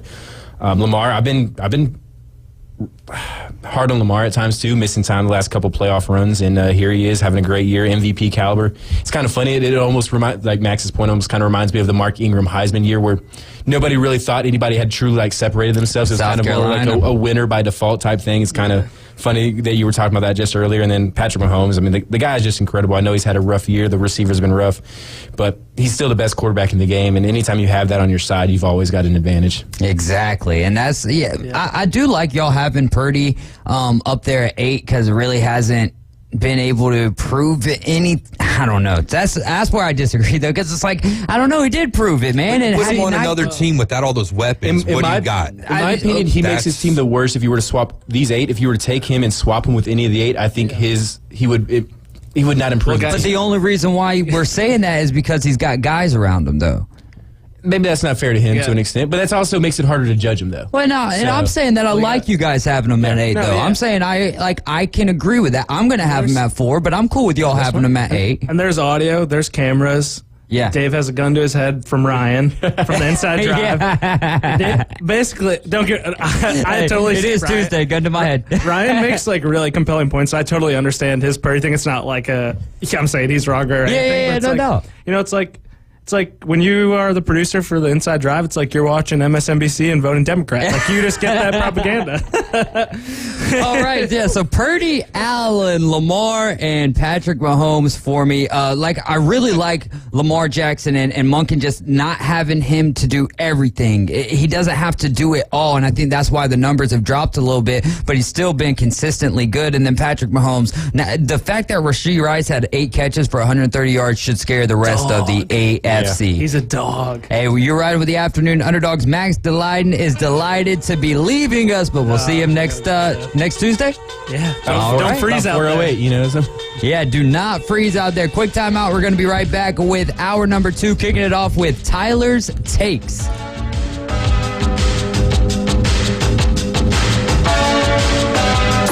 It's the PCB Hobby Takeover with Todd. Mondays at 5:20 on ESPN Northwest Florida. That is a very high-end card and very rare. Todd talks about coins, trading cards, collectibles, and the amazing stories behind them. It was the first one that's ever come through my door. Plus, we'll be taking your calls and questions at 850-215-6290. The PCB Hobby Takeover. A platform for you to do your hobby. Mondays at 5:20 on the Sports Talk Monster. ESPN Northwest Florida. Good evening. This is Joanna on ESPN Northwest Florida with your weather forecast on this Tuesday. Mostly clear tonight with a brisk wind around 11 miles per hour coming out of the north and temps near 26. We will have mostly sunshine tomorrow morning and be above freezing at 39. And mostly sunny in the afternoon and evening and a high 46. This forecast is sponsored by Mid-South Lumber, the best little lumber yard in Panama City. Thank you for keeping that dial at ESPN Northwest Florida. Rely on it. Bestway Portable Buildings has been your portable building specialist since 1989. Before you invest your hard-earned money someplace else, owner Jason Mulder invites you to stop by Bestway and get a quote on just about any size building. And whether you buy with Bestway or not, it's worth the trip just to meet Bestway Buddy. Say hello, buddy. Good boy. Bestway Portable Buildings, just north of Harts Marine on 231, and online at bestwayportablebuildings.com. The best in portable, period. Tell them Buddy sent ya. Your home for Auburn Tiger basketball. WGSX Lynn Haven. WVLQ Port St. Joe. ESPN Northwest Florida, War Eagle. Are you hungry for authentic Mexican cuisine? Then come to El Rodeo Tequila Bar and Grill, where we serve up the freshest, most flavorful dishes on the beach. El Rodeo Tequila Bar and Grill. A great location, comfortable atmosphere, and happy hour from 3 to 7. Buy one, get one free. Regular margaritas and 12-ounce house drafts. And you're going to love their lunch specials Monday through Friday from 11 to 3. Plus live music Wednesdays and Saturdays starting at 5:30. El Rodeo Tequila Bar and Grill. Thomas Drive across from the Navy base. It's real and it starts now. Back to the Afternoon Underdogs on the Sports Talk Monster. ESPN Northwest Florida. And it is hour number 2 of the Afternoon Underdogs. You're tuned in to ESPN Northwest Florida 104.3 right here in Panama City, 101.9 in Port St. Joe. ESPN Northwest Florida. Ole Miss Misty texting in saying, hotty toddy. Lynn Haven Rob Martin was the basketball coach at Godby and Tallahassee Community College. How about that? He was a 2-sport letterman in college, was an All-American junior college athlete in North Carolina, then went on to FSU to finish college 1964 and 65. How about that, though, man? He was a high school basketball coach and community college basketball coach, and then I'll take over Florida State for their baseball program and become one of the most memorable baseball coaches of all time. It's almost like going from Sioux Falls to IU to Fresno State and then Washington, and then now you're at Bama. Now that's totally different circumstances for sure, right? Chris DeBoer was born in South Dakota in a town with less than 4,000 people, and now he's in the biggest coaching job in college football. You brought up a good point in the break. I do want to get to some on this day, but if you were to replace Baker Mayfield, one of the things we were talking about in the last segment was the ranking the 8 remaining quarterbacks. And you brought up if you were to replace Baker Mayfield with Brock Purdy, would the Bucks be in the playoffs? So we'll start with you, Caveman Rick. Do you think that the Bucks would be in the playoffs if Brock Purdy was the quarterback and not Baker Mayfield? Off the top of my head, I would have to say no, because I don't think that the Bucks have the same weapons that the 49ers have, so hence I don't think he'd have as much success. Okay. All right. That one's really tough for me because you're missing one of the biggest pieces that everyone needed to win their fantasy league this year, right? And that's Christian McCaffrey. And the Bucks don't have a great running game to speak of. So I think that they would miss out on the playoffs. I'll go a step further, though. If Baker Mayfield was on the San Francisco 49ers, yes, they make the playoffs. I don't think that the 49ers are as good with Baker Mayfield as they are with Brock Purdy. I think I can agree with that. Like, I think that the Bucks would be in the playoffs with Purdy, but I think Purdy is better with, the Niners are better with Purdy than they were with Baker. Yeah. Because I feel like he fits that system a little bit better than Baker would, but they would still be a playoff team. Yeah. I kind of agree with Tyler on that, but I think Baker Mayfield's got a higher ceiling than Brock Purdy, though. I don't know, that's fair. I don't know, because we've seen the ceiling of Baker now, haven't we? Well, I don't know, do we man. think that Baker Mayfield's going to get, have we really seen him with a really good coach and a really good team around him, though, with a bunch of studs? Not really. I think it's definitely possible. I mean, but the thing is, we don't know if Purdy's got a ceiling higher than what we like. That's true too. We don't know what Purdy's ceiling is either. I think it's an interesting debate, and I don't even really necessarily mean as disrespect to Brock Purdy. It's just with the talent around him, and I think Kyle Shanahan's a phenomenal coach. I think between the two of those, it makes it hard for me to truly. It's like when a guy comes out of Bama or Georgia, Ohio State, they look so good because of the situation they're in, but when they get to a little bit more level footing, are they as good as maybe a guy who did play at Virginia Tech or Marshall or somebody like that didn't have those weapons around him and had to has a little bit harder. Yeah, a lot of time. I mean, he's a 7th round pick. There's a reason for it. Yeah, I mean, he played at Iowa State. He's a 7th-round pick that had his injury or had his elbow not get injured last year. We can't sit here and for sure say that the Eagles were in the Super Bowl last year. I mean, we can't. And then, I mean, if Kyle Shanahan challenges on that Devonta Smith catch earlier in the game, then, I mean, there's that as well, you know? So, I don't know. I'll say this. When the San Francisco 49ers had their little 3-game slight this year, my thinking on it was, maybe it's because Brock Purdy's not as good as what we thought. Well, all right, that Browns game, not on him. That was on the kicker. Then the next game, I believe it was, he got concussed in that game and was never pulled from that game. I don't think his eyes looked to the level of Matt Stafford's the other night. But so I don't know, man. For me, it was like, yes, he's got a great team around him, and he's got a great system. And I think you could throw anyone into that Kyle Shanahan system, and it is going to work out for the most part. But I think there's something that Brock Purdy brings to that, and his down-to-earthness. Ryan Mulvey would even tell you ifs and nuts and candies and butts, you know? So, I'm with you. So, again, but what are we doing right here? We're having a whole lot of fun. So if we're gonna bring any if into the conversation, then I can continue to walk with these ifs, because one of my favorite if question is if Josh Allen and Lamar Jackson. I think this is something that Max had brought to the table last week. But if you switch those two guys, because Josh Allen has Stephon Diggs over there, but outside. You know what I'm saying? It's like they really don't have big-time name weapons, and they get it done through being a superstar. So are which team's better? Are they the same? Like, if you take Lamar, you put him on the Bills, and you take Josh Allen and you throw him on the Ravens, which team do you just which team do you put your finger on? Which team are you riding with? I mean, I think I'd take Lamar and the Bills. I think James Cook is probably right now better than the running backs that the Ravens got. Okay. I mean, you could argue. Stephon Diggs is better than any receiver that the Ravens have. Mark Andrews, when healthy, is obviously a better tight end. But without Mark Andrews, Isaiah Likely is very good. But Dawson Knox and Dalton Kincaid's had a very good year. I think you could argue that the Bills are going to have the better roster around Allen. It may not be huge, and you could maybe argue the Ravens' defense a little better, so maybe it's closer to a wash than I'm thinking of in the moment. But I think the weapons would be better for Lamar swapping places than they would be for Allen swapping places. I'd take the Baltimore Ravens, though, man. And like you're talking about it being pretty close, tiebreaker, man, the coaching. That's Harbaugh, man, and like that whole structure of that, that franchise, dude, and that right there would just be the deciding factor for me if I had to make Harbaugh a decision. That's a fair point. Well, when you used that point, that's what sways. That's what sways me is the franchise overall. Because it comes down to the quarterback, but are we not seeing the franchises who have done well pretty much?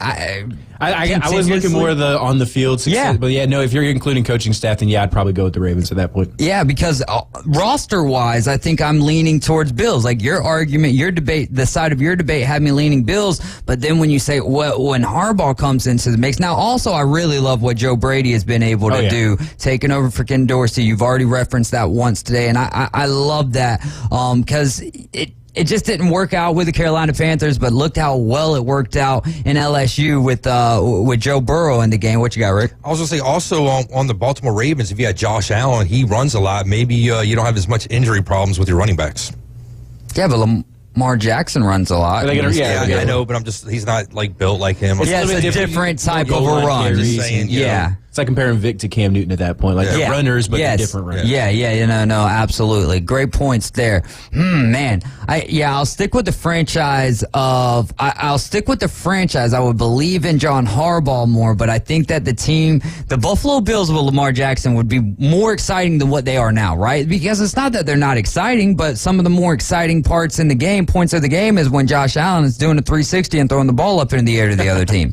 Outside of that, it's more of an old school type of football, and I love that brand of football. Don't get me wrong, I love watching the trenches, but it would be interesting seeing Lamar Jackson over there, and then you get a lot more snow up there in Buffalo than what you do in Baltimore, at least snow games, you know what I mean? I wonder what kind of effects that would have. I think Josh Allen's definitely built a little bit better for Buffalo than Lamar is. But, I'd love Baltimore staff right now. Todd Monken and Mac McDonald. Yeah. They got some guys there. They got some guys over there. Not too many headlines going on today. We will go briefly over on this day in sports history. 1966 on this day, Chicago Blackhawks right wing Bobby Hull scores 4 goals. That would be his 17th career hat trick. It was a 6-5 loss to the Rangers, but he became the first player in Blackhawks history to score 300 goals. Shout out to Max Delyden. In 1966, Chicago is granted an NBA franchise to be called the Bulls. It becomes the 3rd NBA franchise in the city after the Chicago Stags, which were there from 46 to 50, and the Chicago Packers/Zephyrs, now the Washington Wizards. I had no idea about that. Chicago Packers. Gonna have to do a little deep dive into that. Yeah, it's but cheese Packers. There you go. Because all the stockyards in Chicago, so it's the Bulls. I just want to give Max some. Yeah, good for him. I'm gonna get him a Chicago Packers jersey. I can find one. Oh, if I can't find one, I can make one. So, 1988, the NFL St. Louis Cardinals announced their move to Phoenix. Man, St. Louis has been bamboozled twice by the NFL. 2019, Golden State guard Steph Curry, first player in NBA history to hit 8+ 3-point field goals in 3 consecutive games, goes 9 of 17 from the 3-point arc, and the Warriors 147-140 win over the Pelicans. And the teams combined for an NBA record of 43 3-pointers. Also in 2019 on this day, James Harden became the first player to score 55 points, 55-plus points in back-to-back games since Wilt Chamberlain did it in 1962.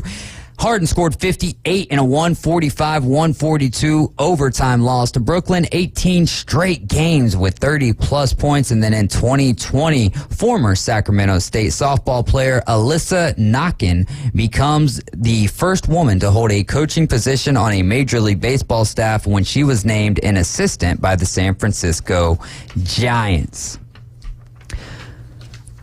Bill Belichick interviewing for the Falcons seems like something that we can move on to move to another segment. We're going to get into Tyler's takes here, and we'll start it off because college football. Talia Tagovailoa, baby Tua, 6th year of eligibility was denied. Do you think we'll start seeing more of these eligibilities denied, being that we are further removed from COVID and they're not getting those extra years any longer? I hate it for him if the story that I heard was true, that where he lost a year of eligibility because he went into 2 games and took a knee or something like that. Yeah, that's awful on the coaching staff's part. Really, at that point, if it's true, I hope it's not. I hope it's a rumor, and I hope it's. If it is, then I feel for the kid. Because this is his year at Alabama. Yeah. I believe that it's talked about. But granted, he's probably already played 4 or 5 years, so he's probably played his full college career, so it's hard to feel that bad. But it's just like, it would suck for a quote-unquote normal eligibility player to have a year ripped away from him because of that. But no, I mean, at a certain point, like, I'm kind of glad we're getting past these COVID senior years. I'm not saying Georgia hasn't benefited. I'm sure Alabama's benefited from some. But at a certain point, like, you got to start freeing up scholarships for these younger athletes to come up in. Like, as much as the portal people want to blame for it, it's having got, I think Michigan had 9 6th-year guys, or COVID year guys, basically on their national championship team. Washington probably had a handful. I mean, JT Daniels is medically retired now. He's getting into coaching now. Good. Yeah, after his 7th year or whatever it is now. But, so they just need to start making room for the younger guys. He better be at this point. If not, then he wasted some free schooling for nothing. But, it's good for the 17, 18-year-old kids coming up out of high school that are trying to fill these spots that aren't being taken up by 23, 24-year-old guys. That's my thoughts exactly. Every time that we have a high school coach on of any sport, you talk about how the high school athletes are kind of getting left behind for some of this stuff, especially with the transfer portal, because it makes a lot of sense, right? Why do you want to go get someone who's green behind the ears, if you will, if you can go get someone that is going to plug right into the program and be the exact fit that you need it to be or need them to be? But I love this this is the direction we've got to go for the high school athletes, because the point of college football is to further your the point of collegiate football, that's the next step, is to further your education. Yes, it gets you a step closer to the league, but if everyone who played college football went to the league, then you might as well just make a G League at that point. Yeah, no, it was crazy. We still probably have another year or two. We'll still have COVID guys, because if you start counting normal red shirts and medical red shirts and whatever else, like it would be 2026. We still have some guys you can cover. And I'd get it if you were a senior in the COVID and maybe even a junior, but like if you were a true freshman during the COVID year, you still had 3 full seasons outside. Do you really need an extra year of eligibility because of that year? I don't know. There's a lot of weird choices made during all that, but I don't love it because, like I said, it does impact high school players. And this is what happens, and they had to do this, but this is an example of what happens when you bend rules for the sake of whatever it may be. But anytime that you bend rules, there's going to be the ripples that you have to deal with. Do you think Saban's timeline hurt Bama in regards to the transfer portal window? Because regardless, if he would have retired, let's say in April, the players still get that 30 days though. So the transfer portal still opens up for them. It's a little bit of yes and no because of, just with Bama playing a later game than most everybody else. Yeah. They were going to be impacted a little bit differently. But, the problem is when he announced that he was leaving, anybody who would potentially want to leave their current situation now has to wait till April. Granted, they can still do it. But, but now they have 30 days where their roster can be essentially poached. Mm-hmm. We've seen a few guys, Isaiah Bond, Amos, the defensive back, I guess, entered yesterday. Amos, yeah. They've had a few bigger name guys, and it's unfortunate for them because now Bama fans are kind of sitting there like, well, we can let these guys leave. We can't do anything to fill these spots till at least April, and then it's just kind of nerve-wracking as to who's going to be available in April. So you're saying maybe Saban should have done this earlier or later? If he does it early, you really can't do it later, right? Because you got to get a coach in place. If he had announced it a little bit earlier, they could have at least maybe attracted some guys who committed elsewhere. Like the day of the Michigan-Alabama game would have been perfect. Well, I don't know that, because I think the 5th was the day for the window, or you had to be in the transfer portal. So if he had announced the day after the game, 2 days after the game, they still would have had a little bit of leeway there. But the fact he did it so far after the fact makes it a little bit harder for them to fill those holes immediately. Which then now, if you're getting guys in the April window, they're coming in June. So now they're starting off, spring, summer, or summer, fall camp, and not having a lot of time to get into the system. So those first couple games, they're going to be learning a lot more than they would be if they had been in for spring camp. Honestly, I think that the decision, and I love that take though. I just, I think with Saban, it was such a big decision, such a tough decision for him that there was no there was no way to make it right. I'm not saying he did anything wrong by his decision. I know you're not. It was not advantageous for him. That's right. I guess what I'm getting at is, let's say that he's like making the decision, coming up with the decision, and then decides that he's gonna make it, and then pulls a Brett Favre. Yeah, exactly, that type of deal, which we're still waiting on. Come on, coach. No, the timing of it was a little awkward. But here's the other thing: I really do think that he wanted to obviously make sure of his decision, and that's what he wants to do. But I think that he wanted to give Michigan time to, you know what I mean? Not to steal their spotlight. Because I even saw Michigan fans saying, "Oh, of course, they're only going to give 2 hours or 48 hours or whatever, and then try to steal the spotlight." And there's only so long that you can go before you have to make that announcement. But I really do think that he wasn't trying to steal any of the limelight from the rest of college football. Yeah, no, for whatever you want to say about Nick Saban, the guy loves college football as much as anybody. He's been a great ambassador for the sport. He's been a big, guy who trumps change in a lot of ways, or against some of the changes. Like, hey, this is not a good idea because, and he's a guy who carries clout with people that make decisions. So I've seen the idea floated of him being the chairman of college football. I love that idea. Yeah, because the guy's highly intelligent, and truly loves the sport. And I think wants it to be a sustainable product going forward. And it's not guaranteed that it's in a great spot at the moment with some of the changes and how fast all that's coming. Well, and I love the idea of him being the commissioner, but Caveman's brought up good points as well. So if you were to make Nick Saban the commissioner, boom, he's the czar of college football. But then also, it can't just be him, right? Like, he makes the final say. Yeah. Well, but I would recommend the top 4 commissioners, the commissioners from the Power 4, and kind of be that underneath him. Yeah. My thing is, do you think that he would be biased towards SEC? Wouldn't it be hard for him not to be? But I also see him as a guy. He coached at Michigan State, he coached at Toledo. I don't think he every decision he made would probably be viewed that way if it in any way benefited the SEC. Nobody would ever be able to separate it personally, but I think he's a guy who's intelligent enough and is willing to make the hard decisions that not everybody's willing to make, and I think he could do it if he were to leave Alabama and, if he decided to coach at West Virginia, he wouldn't play Alabama and be like, oh, I'm going to go easy on them because I used to coach. He's not going to care. Yeah. When he played Michigan State in the bowl game a couple times, he's beat him 42-10 one year. He didn't care. Yeah, he did not care. He's a guy who's doing his job, and he's going to do his job to the best of his ability, and it doesn't matter who he's doing it for or against. So. Well, there we go. You heard it here first. We need to get Nick, and a lot of people have been talking about that, but I do.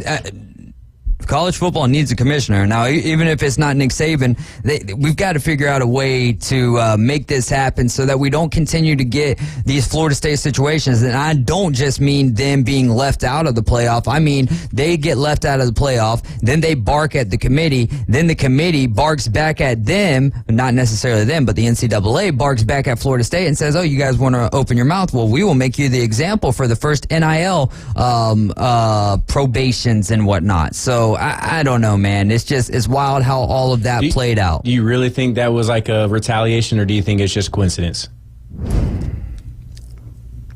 I think it's coincidence. Why coincidence, though? Because the NCAA has literally nothing to do with the committee. The NCAA has no control factor over any college football title. So, like, for them to care seems odd. Like, you know what I'm saying? Like, they're not. It's not NCAA's committee. It's ESPN. It's the college football committee. No, it's not NCAA's. I'm with you on that. It's just hard for me to say that it's coincidence. At the end of the day, even if the NCAA ain't getting kickbacks from it on paper, like, is the NCAA as popular without the? I don't know, man. That one is tough for me. And when that is, it's just it. Why only Florida State? That's where it's like got to be more than just why coincidence. Only Tennessee with Jeremy Pruitt and why only Michigan with Harbaugh and buying the kid a hamburger? Like, it's always a why only because if everybody's doing it, but don't get caught. I mean, that's a good point.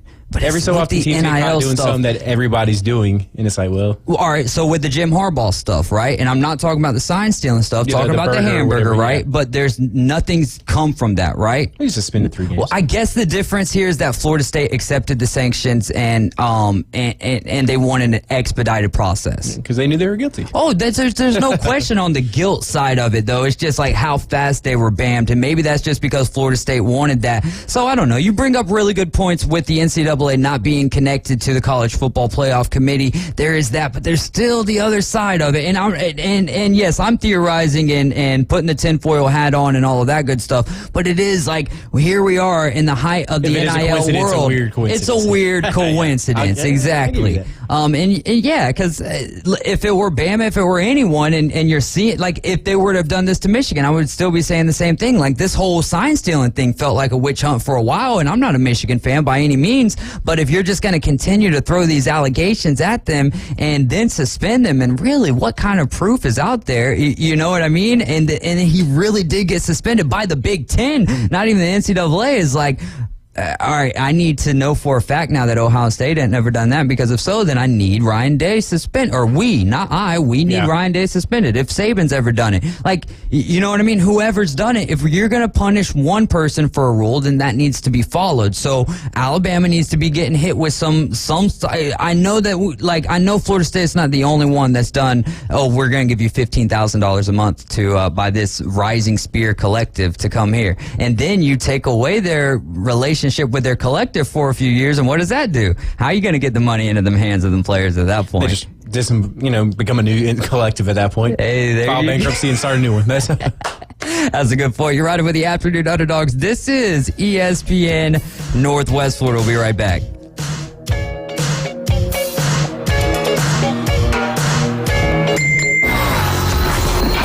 Take ESPN Northwest Florida with you everywhere you go.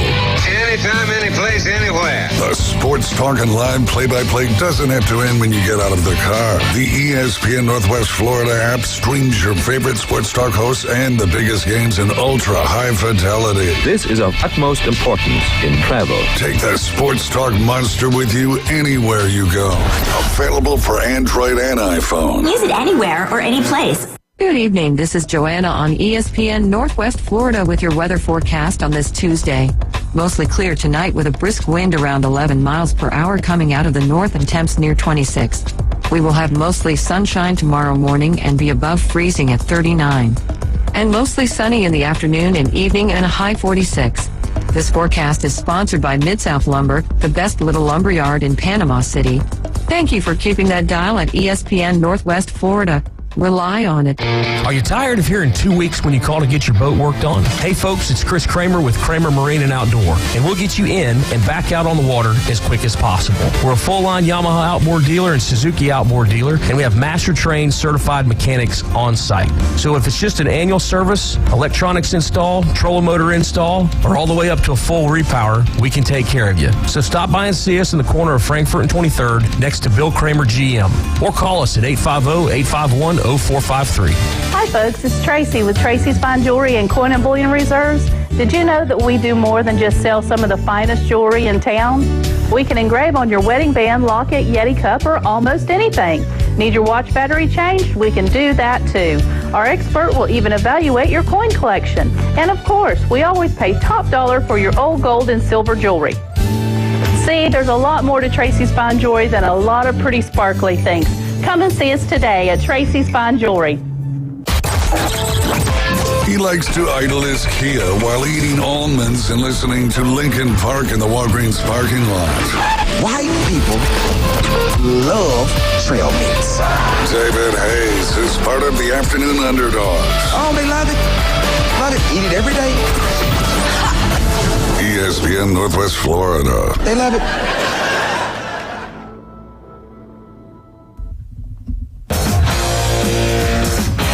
And we are back. This is the Afternoon Underdogs, and you're tuned in to ESPN Northwest Florida. We just had tornadoes, about a week ago today.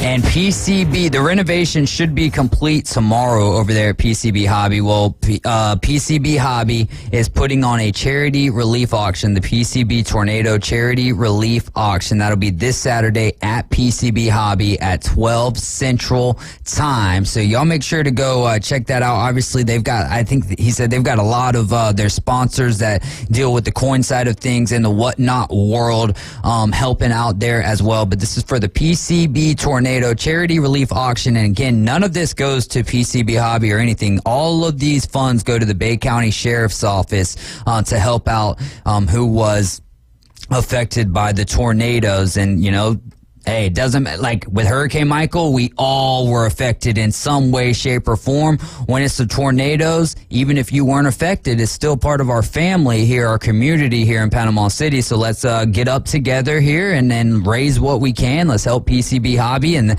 by way of helping PCB Hobby, we're helping the Bay County Sheriff's Office. By way of helping the Bay County Sheriff's Office, we're helping our own and picking each other up by the bootstraps, if you will, because it's tough and you need help. I can't tell you how many stories I've read to this point that people are having to like they have no clothes, and so they're having to wear the clothes that they came out of the house with on their back. And I don't know if y'all remember, but it wasn't all that cold that day, and it is very cold right now. So the little bits that we can do, let's try to be there to help each other out. Now, Wright State Chris texted in the break, and he said, hey, it's gotten really cold outside since you guys have been on the air, so be prepared. And saying that's all of you in your cars right now, be prepared. It is getting cold. All of you listening right now, it is getting really cold. We've got a national freeze warning right now, and there are some cold weather shelters, some warming shelters in place. One is at the A.D. Harris Learning Village on 11th Street.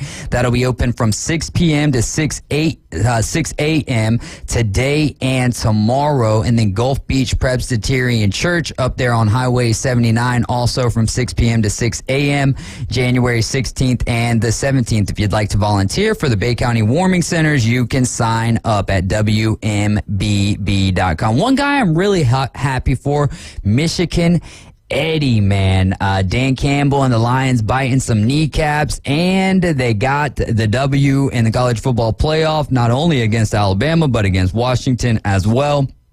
And a 15-0 undefeated season hasn't happened that many times. Very happy for you, Michigan Eddie. Y'all, that was great stuff. In a 1-point win, I don't know if it gets more storybook. I really don't know if it gets more storybook than Jared Goff and the Lions taking down Matt Stafford and the I was going to say St. Louis Rams, the Los Angeles Rams. How did we feel? How did you guys feel about the Lions? And I want to start with you on this one, Caveman Rick, actually, about the Lions booing Stafford on his return. I mean, like, I kind of get it because you got golf there now, and like, you know, with the whole sentiment of like him being like, you know, the guy that's going to take you to the promised land. But I mean, the dude did what he, you know, could do while he was there. He got traded. He didn't up and leave. You know, so because of that, I would have, you know, gave him a little bit of a break. I don't remember him saying anything hateful on the way out. You know, I mean, there might be a little spite there that he leaves and then he goes out and he wins a Super Bowl. But I mean, a lot of other guys have done that, I think, from the Lions, you know, throughout their history. So for the most part, I think it was kind of a bad look. You know, I mean, you guys are like finally there. I don't want to say they should be happy that they were there because, I mean, like, I can't imagine being a Lions fan. You know, like, really. I mean, it's got to be rough. So, yeah, I just think, like, you would thought they'd be, like, more classy, you know? I'm kind of torn on it because Detroit fan, you have to be a rare breed to be a Detroit fan, right? Kind of to what K. Van Rick was just saying, like, it's 31 years out of playoff game. Like, you know, it's not, you're not a Lions fan for the fun of it, right? Yeah, you're a Lions fan because you have to be it because you're just born into it. And they were so supportive during Matt Stafford's Super Bowl run a couple years back. You know, they were out there selling like Detroit Rams shirts or whatever, you know, or Detroit Rams or L.A. Lions. I can't remember which way they were doing it, but they were so supportive, selling out for Matt Stafford back in the day. And I mean, now they've got a team that they've had some other teams that have made the playoffs, but now you got a team that you believe is a legitimate contender. Matthew Stafford's the enemy at that point. Like he's in the way of you and your squad, like getting to what y'all want to be. So it can be booing in the spirit of the game. It doesn't necessarily mean it was malicious. And I don't know if they meant it any sort of way because I think Lions fans will always have kind of a fondness for Matt Stafford. Yeah. But I think it was just kind of part of the game and part of like, hey, this guy's today he's an enemy. Tomorrow we love him. Yesterday we loved him. But today for the next 4 hours, like we want to go to the Super Bowl and Matt Stafford's in the way, unfortunately. I am right there with you. They cheered for him to win the Super Bowl. They traded him so he could win the Super Bowl. You got yours, buddy. It's our time to shine now. As a guy who booed the crap out of Freddie Freeman when he came back to Atlanta, I love this. Hey, there's nothing malicious about this. This is sports. And for the people on Twitter saying, oh, his kids were there and stuff, I mean, okay. Like, all right, this ain't really to the level of Mrs. Krause getting booed up there in Chicago when they're honoring her late husband at that point in time. This is totally different. This guy's alive and well and playing football right now. You know what I mean? Yeah. So with me, I absolutely love it. There's no disrespect in this. Hey, you know what? Matt Stafford, you poured your heart out for Detroit when you were here, but you ain't here right now, and we're playing some good football. So guess what? Go enjoy your couch, Matt Stafford, because the Lions are continuing to play some football. And we've got Michigan Eddie to attest to that. Michigan Eddie, what's going on, my friend? Go Blue Trucks here. I'm sorry, no, bite some kneecaps. Hey, I played soccer in weather cold as this, in shorts and in the snow and in the sleet and all that back in St. Clair Shores, Michigan. By the way, talking about Stafford, dude, we love Stafford. He did so much. Wish he had a better squad and better coaches and management surrounding him when he was there up in Detroit. You know, and my buddy owns a T-shirt company I grew up with in St. Clair Shores. It's called the Detroit Line, the DLine.com. And he's the one that actually manufactured and designed the Detroit Rams T-shirt when Stafford was on that Super Bowl run. Oh, so nice. we supported him and with the Detroit Rams. Dan Orlovsky wore it on his show on ESPN on the 4-letter and all that. But he also, my buddy, started saying the ban on Stafford jerseys. And then there's bars across Detroit that said you can't wear a Stafford jersey in the bars. You're not coming in and all that. But it was for one day. Yeah. You know, he's a Ram now. We're going for our first win in Ford Field since its creation, you know. And now, 2 wins now I've seen in my 48 years of existence that the Lions have won in the playoffs. Two. And I'll tell you, it's karma about the Cowboys, baby, because they chipped Detroit. Decker reported. So take that, Jerry, on your couch. Anyway. Yeah, Jerry. I say that I'm excited for the Lions. I mean, the way that this is unfolding for them. Now, you can't just look past the Tampa Bay Buccaneers, especially for the actual Detroit Lions who are going to be playing in that game. You can't just look past Baker Mayfield and the Buccaneers. But the way that the path is unfolding, you kind of took the harder team out to some extent first in the first round, in the wild card round, in the Rams. Then you get the Buccaneers, you get past them. And, I mean, this season's already a success this and you want to see as far as you can go. I love this for the Lions, especially on the hills. Doesn't this make it more special for y'all that the Wolverines, if you're a Detroit Lions and Michigan fan, like Michigan's already got the job done, so you know, like the college football side of your life is well for the next 360-something days, 50-something days, whatever that may be, and now you're just kind of, at this point, like, if the Lions lose to the Buccaneers, how do you feel?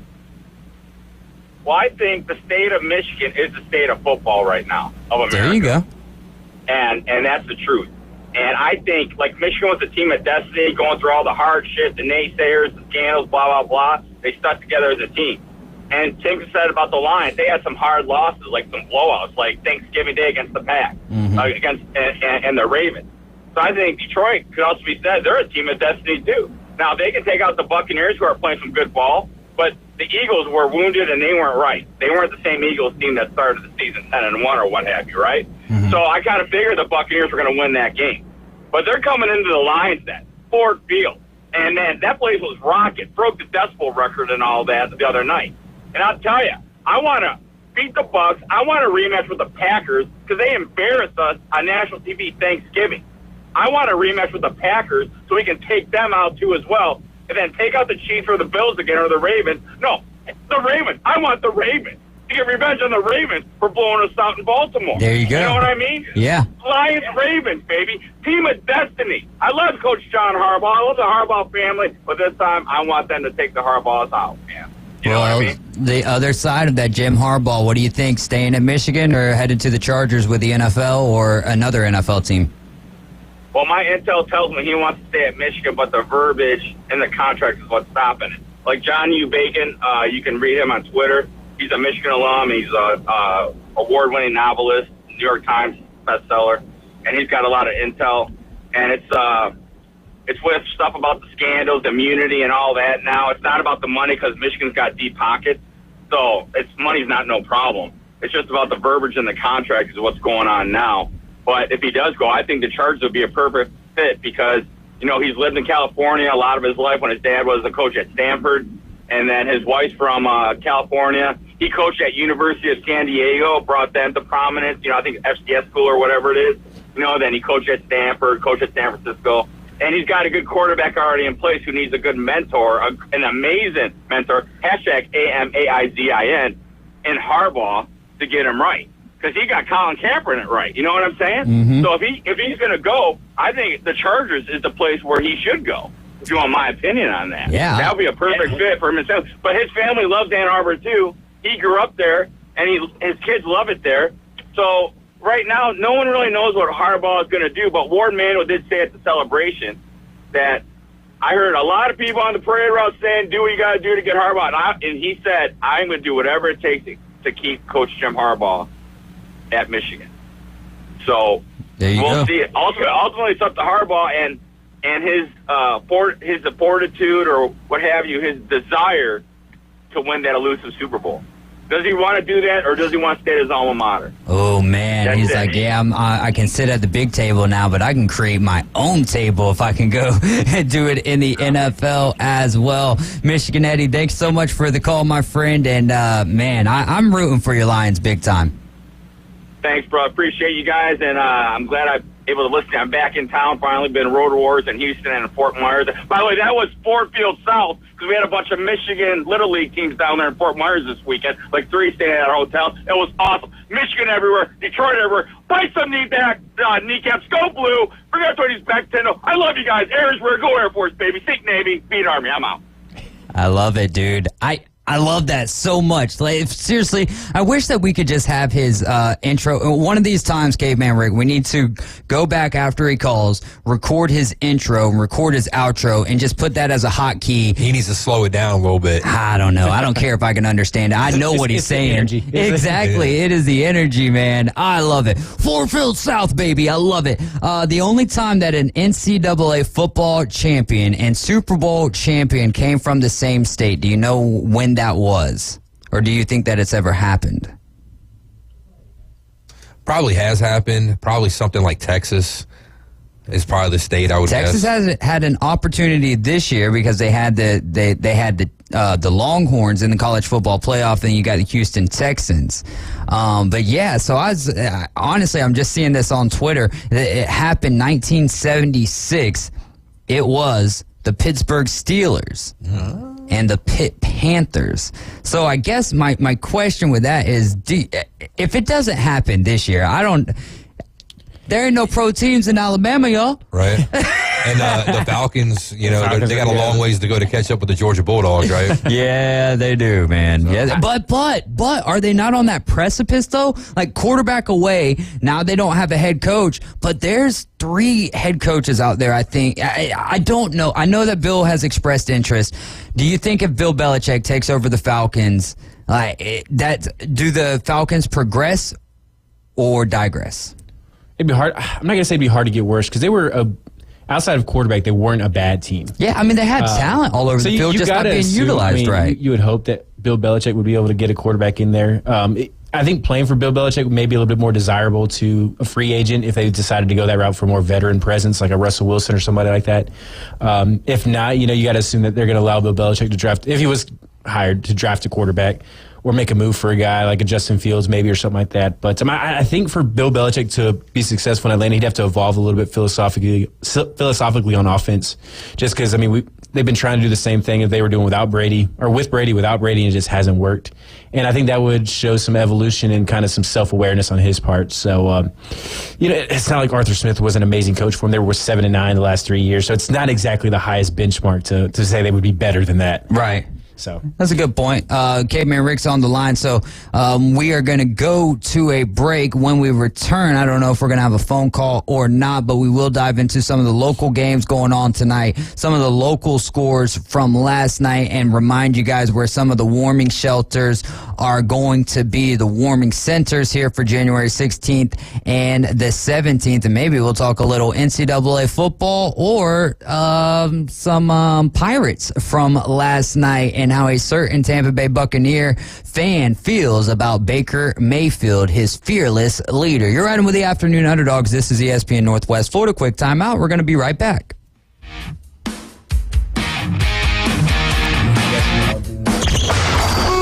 ESPN Northwest Florida, the Paul Feinbaum Show. Dominic, I think you may be onto something here. When I was working on my notes for the show, my teacher came up and took everything from me because I was supposed to be doing my math sheet. I told her it's okay, though, because the Tide just hired the board, and I smell a natty in 24. Roll damn Tide, Paul! Paul Feinbaum, weeknights, 6 to 10 on ESPN Northwest Florida. Good evening. This is Joanna on ESPN Northwest Florida with your weather forecast on this Tuesday. Mostly clear tonight with a brisk wind around 11 miles per hour coming out of the north and temps near 26. We will have mostly sunshine tomorrow morning and be above freezing at 39. And mostly sunny in the afternoon and evening and a high 46. This forecast is sponsored by Mid-South Lumber, the best little lumber yard in Panama City. Thank you for keeping that dial at ESPN Northwest Florida. Rely on it. Everyone makes New Year's resolutions. However, most folks seldom fulfill those resolutions. This new year, one of your number one resolutions should be a visit to That Boot Store. And be sure you follow through or you'll miss out on the tremendous savings on one of the largest selections of Western wear and work clothes in the area. That Boot Store open Tuesday through Thursday, 9 till 5. Friday and Saturday, 9 till 5:30. That Boot Store next to Bill Bird Kia, 15th Street in Panama City. Remember, God is good all the time. Turf Pro Lawn and Pest Control. They take pride in caring for their customers' property by providing lawn and whole house pest control. Whether you have roaches or any other unwanted bugs in your home, Turf Pro has you covered. Or if your lawn needs weed control, fertilize, insect control, Turf Pro has you covered by providing custom treatments to meet your property's needs. No property is the same, so why should it be treated that way? Turf Pro, where the blue and yellow trucks make your lawn green. Call 850-890-5820. It moves fast. The High School Spotlight. Weekdays at 5:40. Let's do it. Sponsored by Barbaritos. ESPN Northwest Florida. And we are back. S&R Fencing Company does unbelievable work, and they just built a fence for us here at the radio station to secure our satellite dish. Not only looks good, but it's about as solid as Dwayne Johnson. They specialize in crafting custom fences. They also do decks, retainer walls, and all exterior construction. You can call Steve at S&R Fence Company at 850-832-1392. That's 850-832-1392. As we welcome onto the line with us, playing the Lions next week, it'll be big Tampa Bay Buccaneers fan Barrett Townsend, friend of the show, used to be with us on Tuesdays all the time. Now, whenever we got time, whenever we find time, we get Barrett on with us. Barrett, what's going on, brother?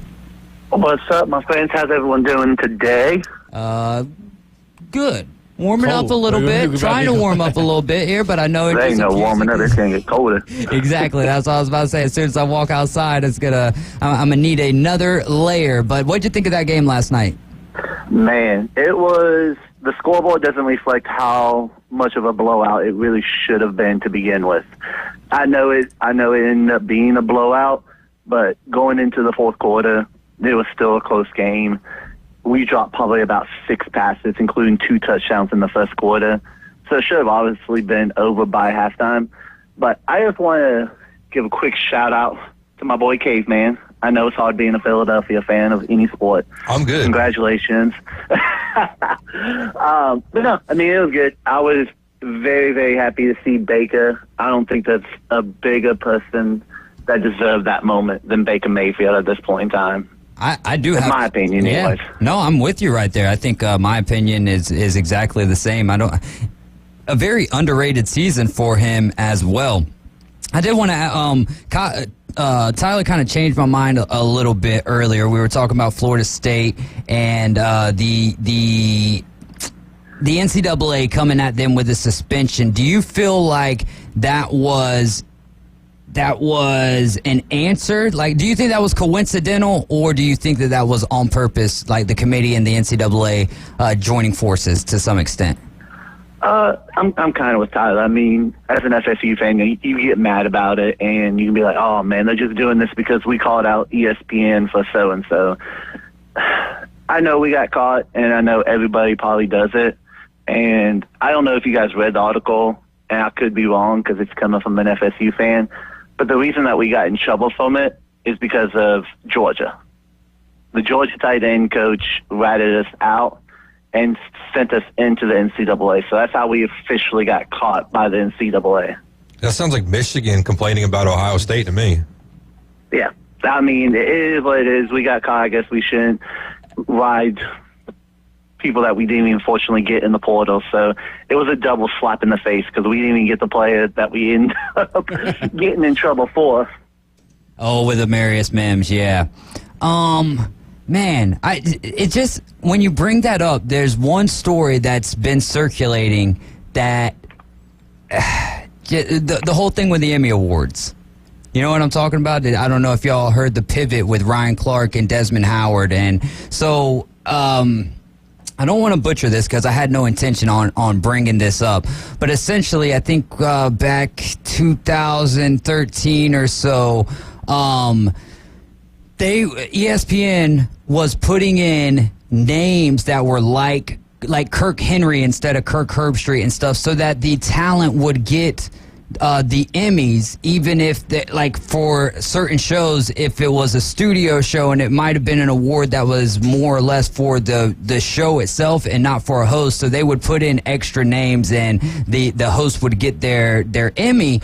And then now here in the last 2 years, they've started like the NATASA, the group that puts on the Emmys or whatever, started, investigating this, and then they started taking all the Emmys back. And the whole point that it was even on the pivot with Ryan Clark and Desmond Howard was because Desmond Howard was talking about when his were getting taken away, and he was, mad about it and everything, but then he was told that Lee Corso's and all of his were taken back, and that's when it started to hit Desmond a little harder, like, you're going to take all of that, you know what I mean? That, like, all he's worked for, essentially, and you're just going to take that away from him. So I just, if you're going to bend rules to get Emmys, you know what I mean?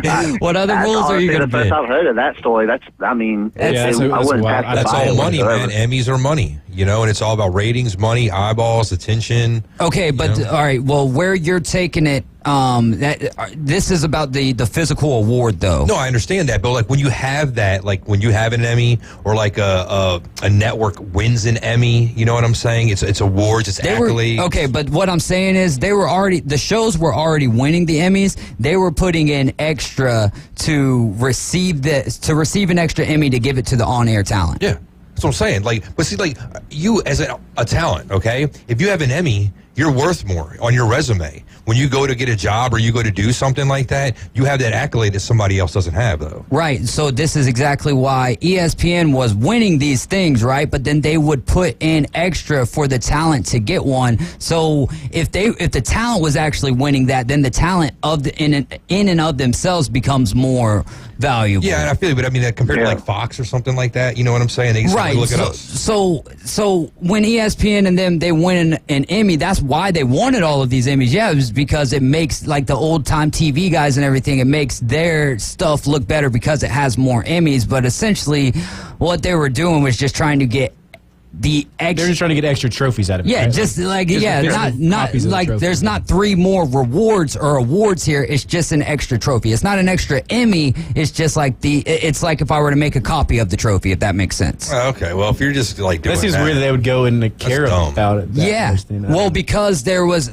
certain guidelines. They broke the rules though, and that's what I'm bringing up is like they broke the rules to help their on-air talent, which is cool and stuff. But then by that way, they ended up they caused those ripples and stuff. And again, I didn't mean to I didn't want to go into this, but it is something that's been circulating a lot. But Barrett, NCAA, they came out with the football game. EA Sports NCAA football has come up with a date. What is the first game that you're gonna? What are you looking forward to the most with?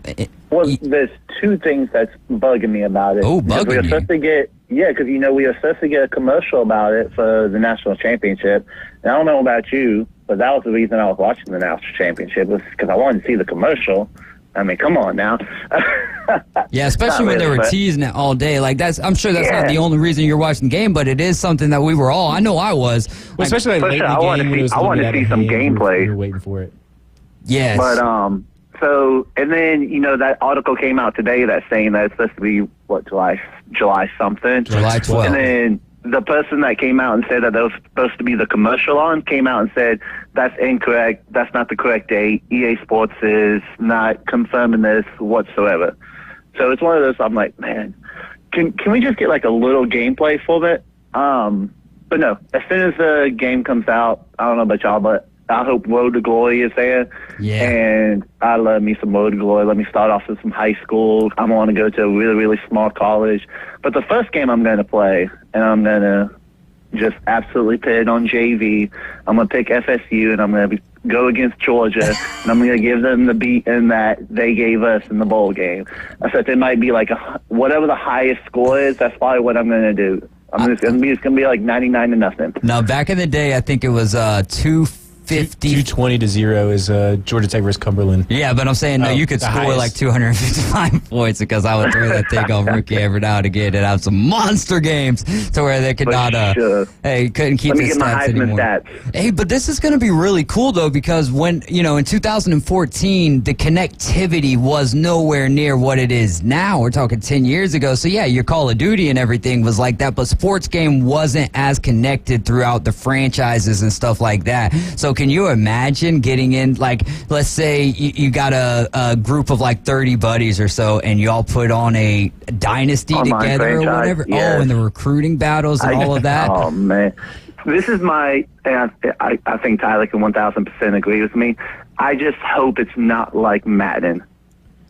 Yeah, I've got nothing against Madden, but my NCAA games have always been way more better, in my opinion, than Madden. So I don't want it to be like Madden. I want to have that dynasty. I want to be able to recruit, and I want my Road to Glory. And the mini games that we used to play on college football, man, they were so awesome.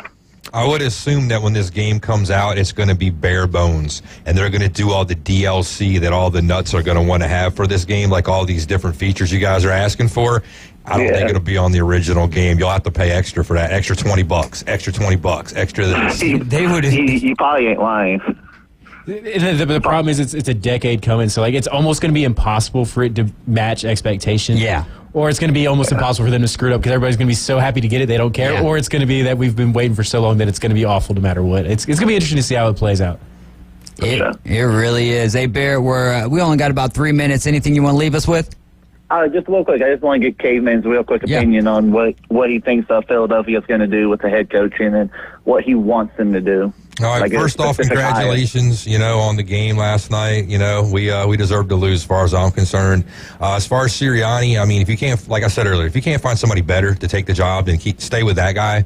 If we got to go a different route, like on coordinator or coordinators again or something like that, if that's the route they want to go, I just don't want them to see them like do like a knee-jerk, kind of reaction, make a bunch of changes that aren't really going to, help things. And like I said earlier, I'm just kind of worried about the state of the team due to the fact that Kelsey retires. If we had a good opportunity to maybe go back to the Super Bowl, I think he would play another year. For sure. I think the biggest thing that we're missing with Philadelphia is Jalen Hurts is still a superstar. I just think he's hiding because Jalen Hurts is just a quiet dude that he's hurt. Like, you barely saw him run at all this season. And it could be just because of the different offense that they were running throughout the season. But, I mean, even in our game, we were blitzing the hell out of him because he couldn't leave the pocket whatsoever. Like, it was just straight zero blitz almost every play against him. Yeah, I believe he's hurt. We'll find some stuff out, I believe, in a couple weeks. For sure. All right, man. It was always a pleasure to talk to you, gentlemen. You guys have a good one. Absolutely. Stay warm. Yes, sir. Stay warm out there. That was Barrett talking about all kind of things right there. I mean, we kind of did the full show right there in just about 10 minutes. I love it. But, yeah, definitely looking forward to NCAA 24. I like that take. Like, we've been waiting so long for it. It's like, okay, it's like when you're really hungry. No matter what it is you eat, when you're really hungry, it's the best thing that you've ever had in your life. But it could also be on the flip side, like, what in the world have y'all been doing for the last 10 years? And when it comes to the, like, downloadable content and all of that stuff, if they're making us buy game modes, I get it if it's like upgrading players and little like fancy stuff, but the day that they make us start buying game modes is the last day. Like, it's already coming here with the NFL, right? Like, Peacock, you got your little playoff game, and then dadgummit, next year we're going to be on Apple, we're going to be on HBO Max. You're going to have to start buying regular season games. If I was making that game, what I said, that's what I would do, because I know I'd get super rich super fast.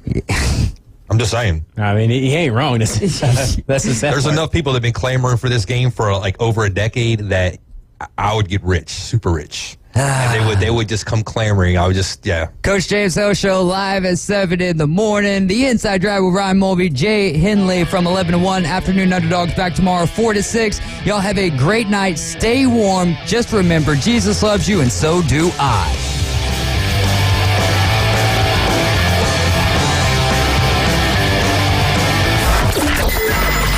Start your morning with sports updates, interviews, reactions, lively discussions, insights, and expert analysis. I think in our lifetime, we will never see another undefeated team. Join Evan, Canty, and Michelle.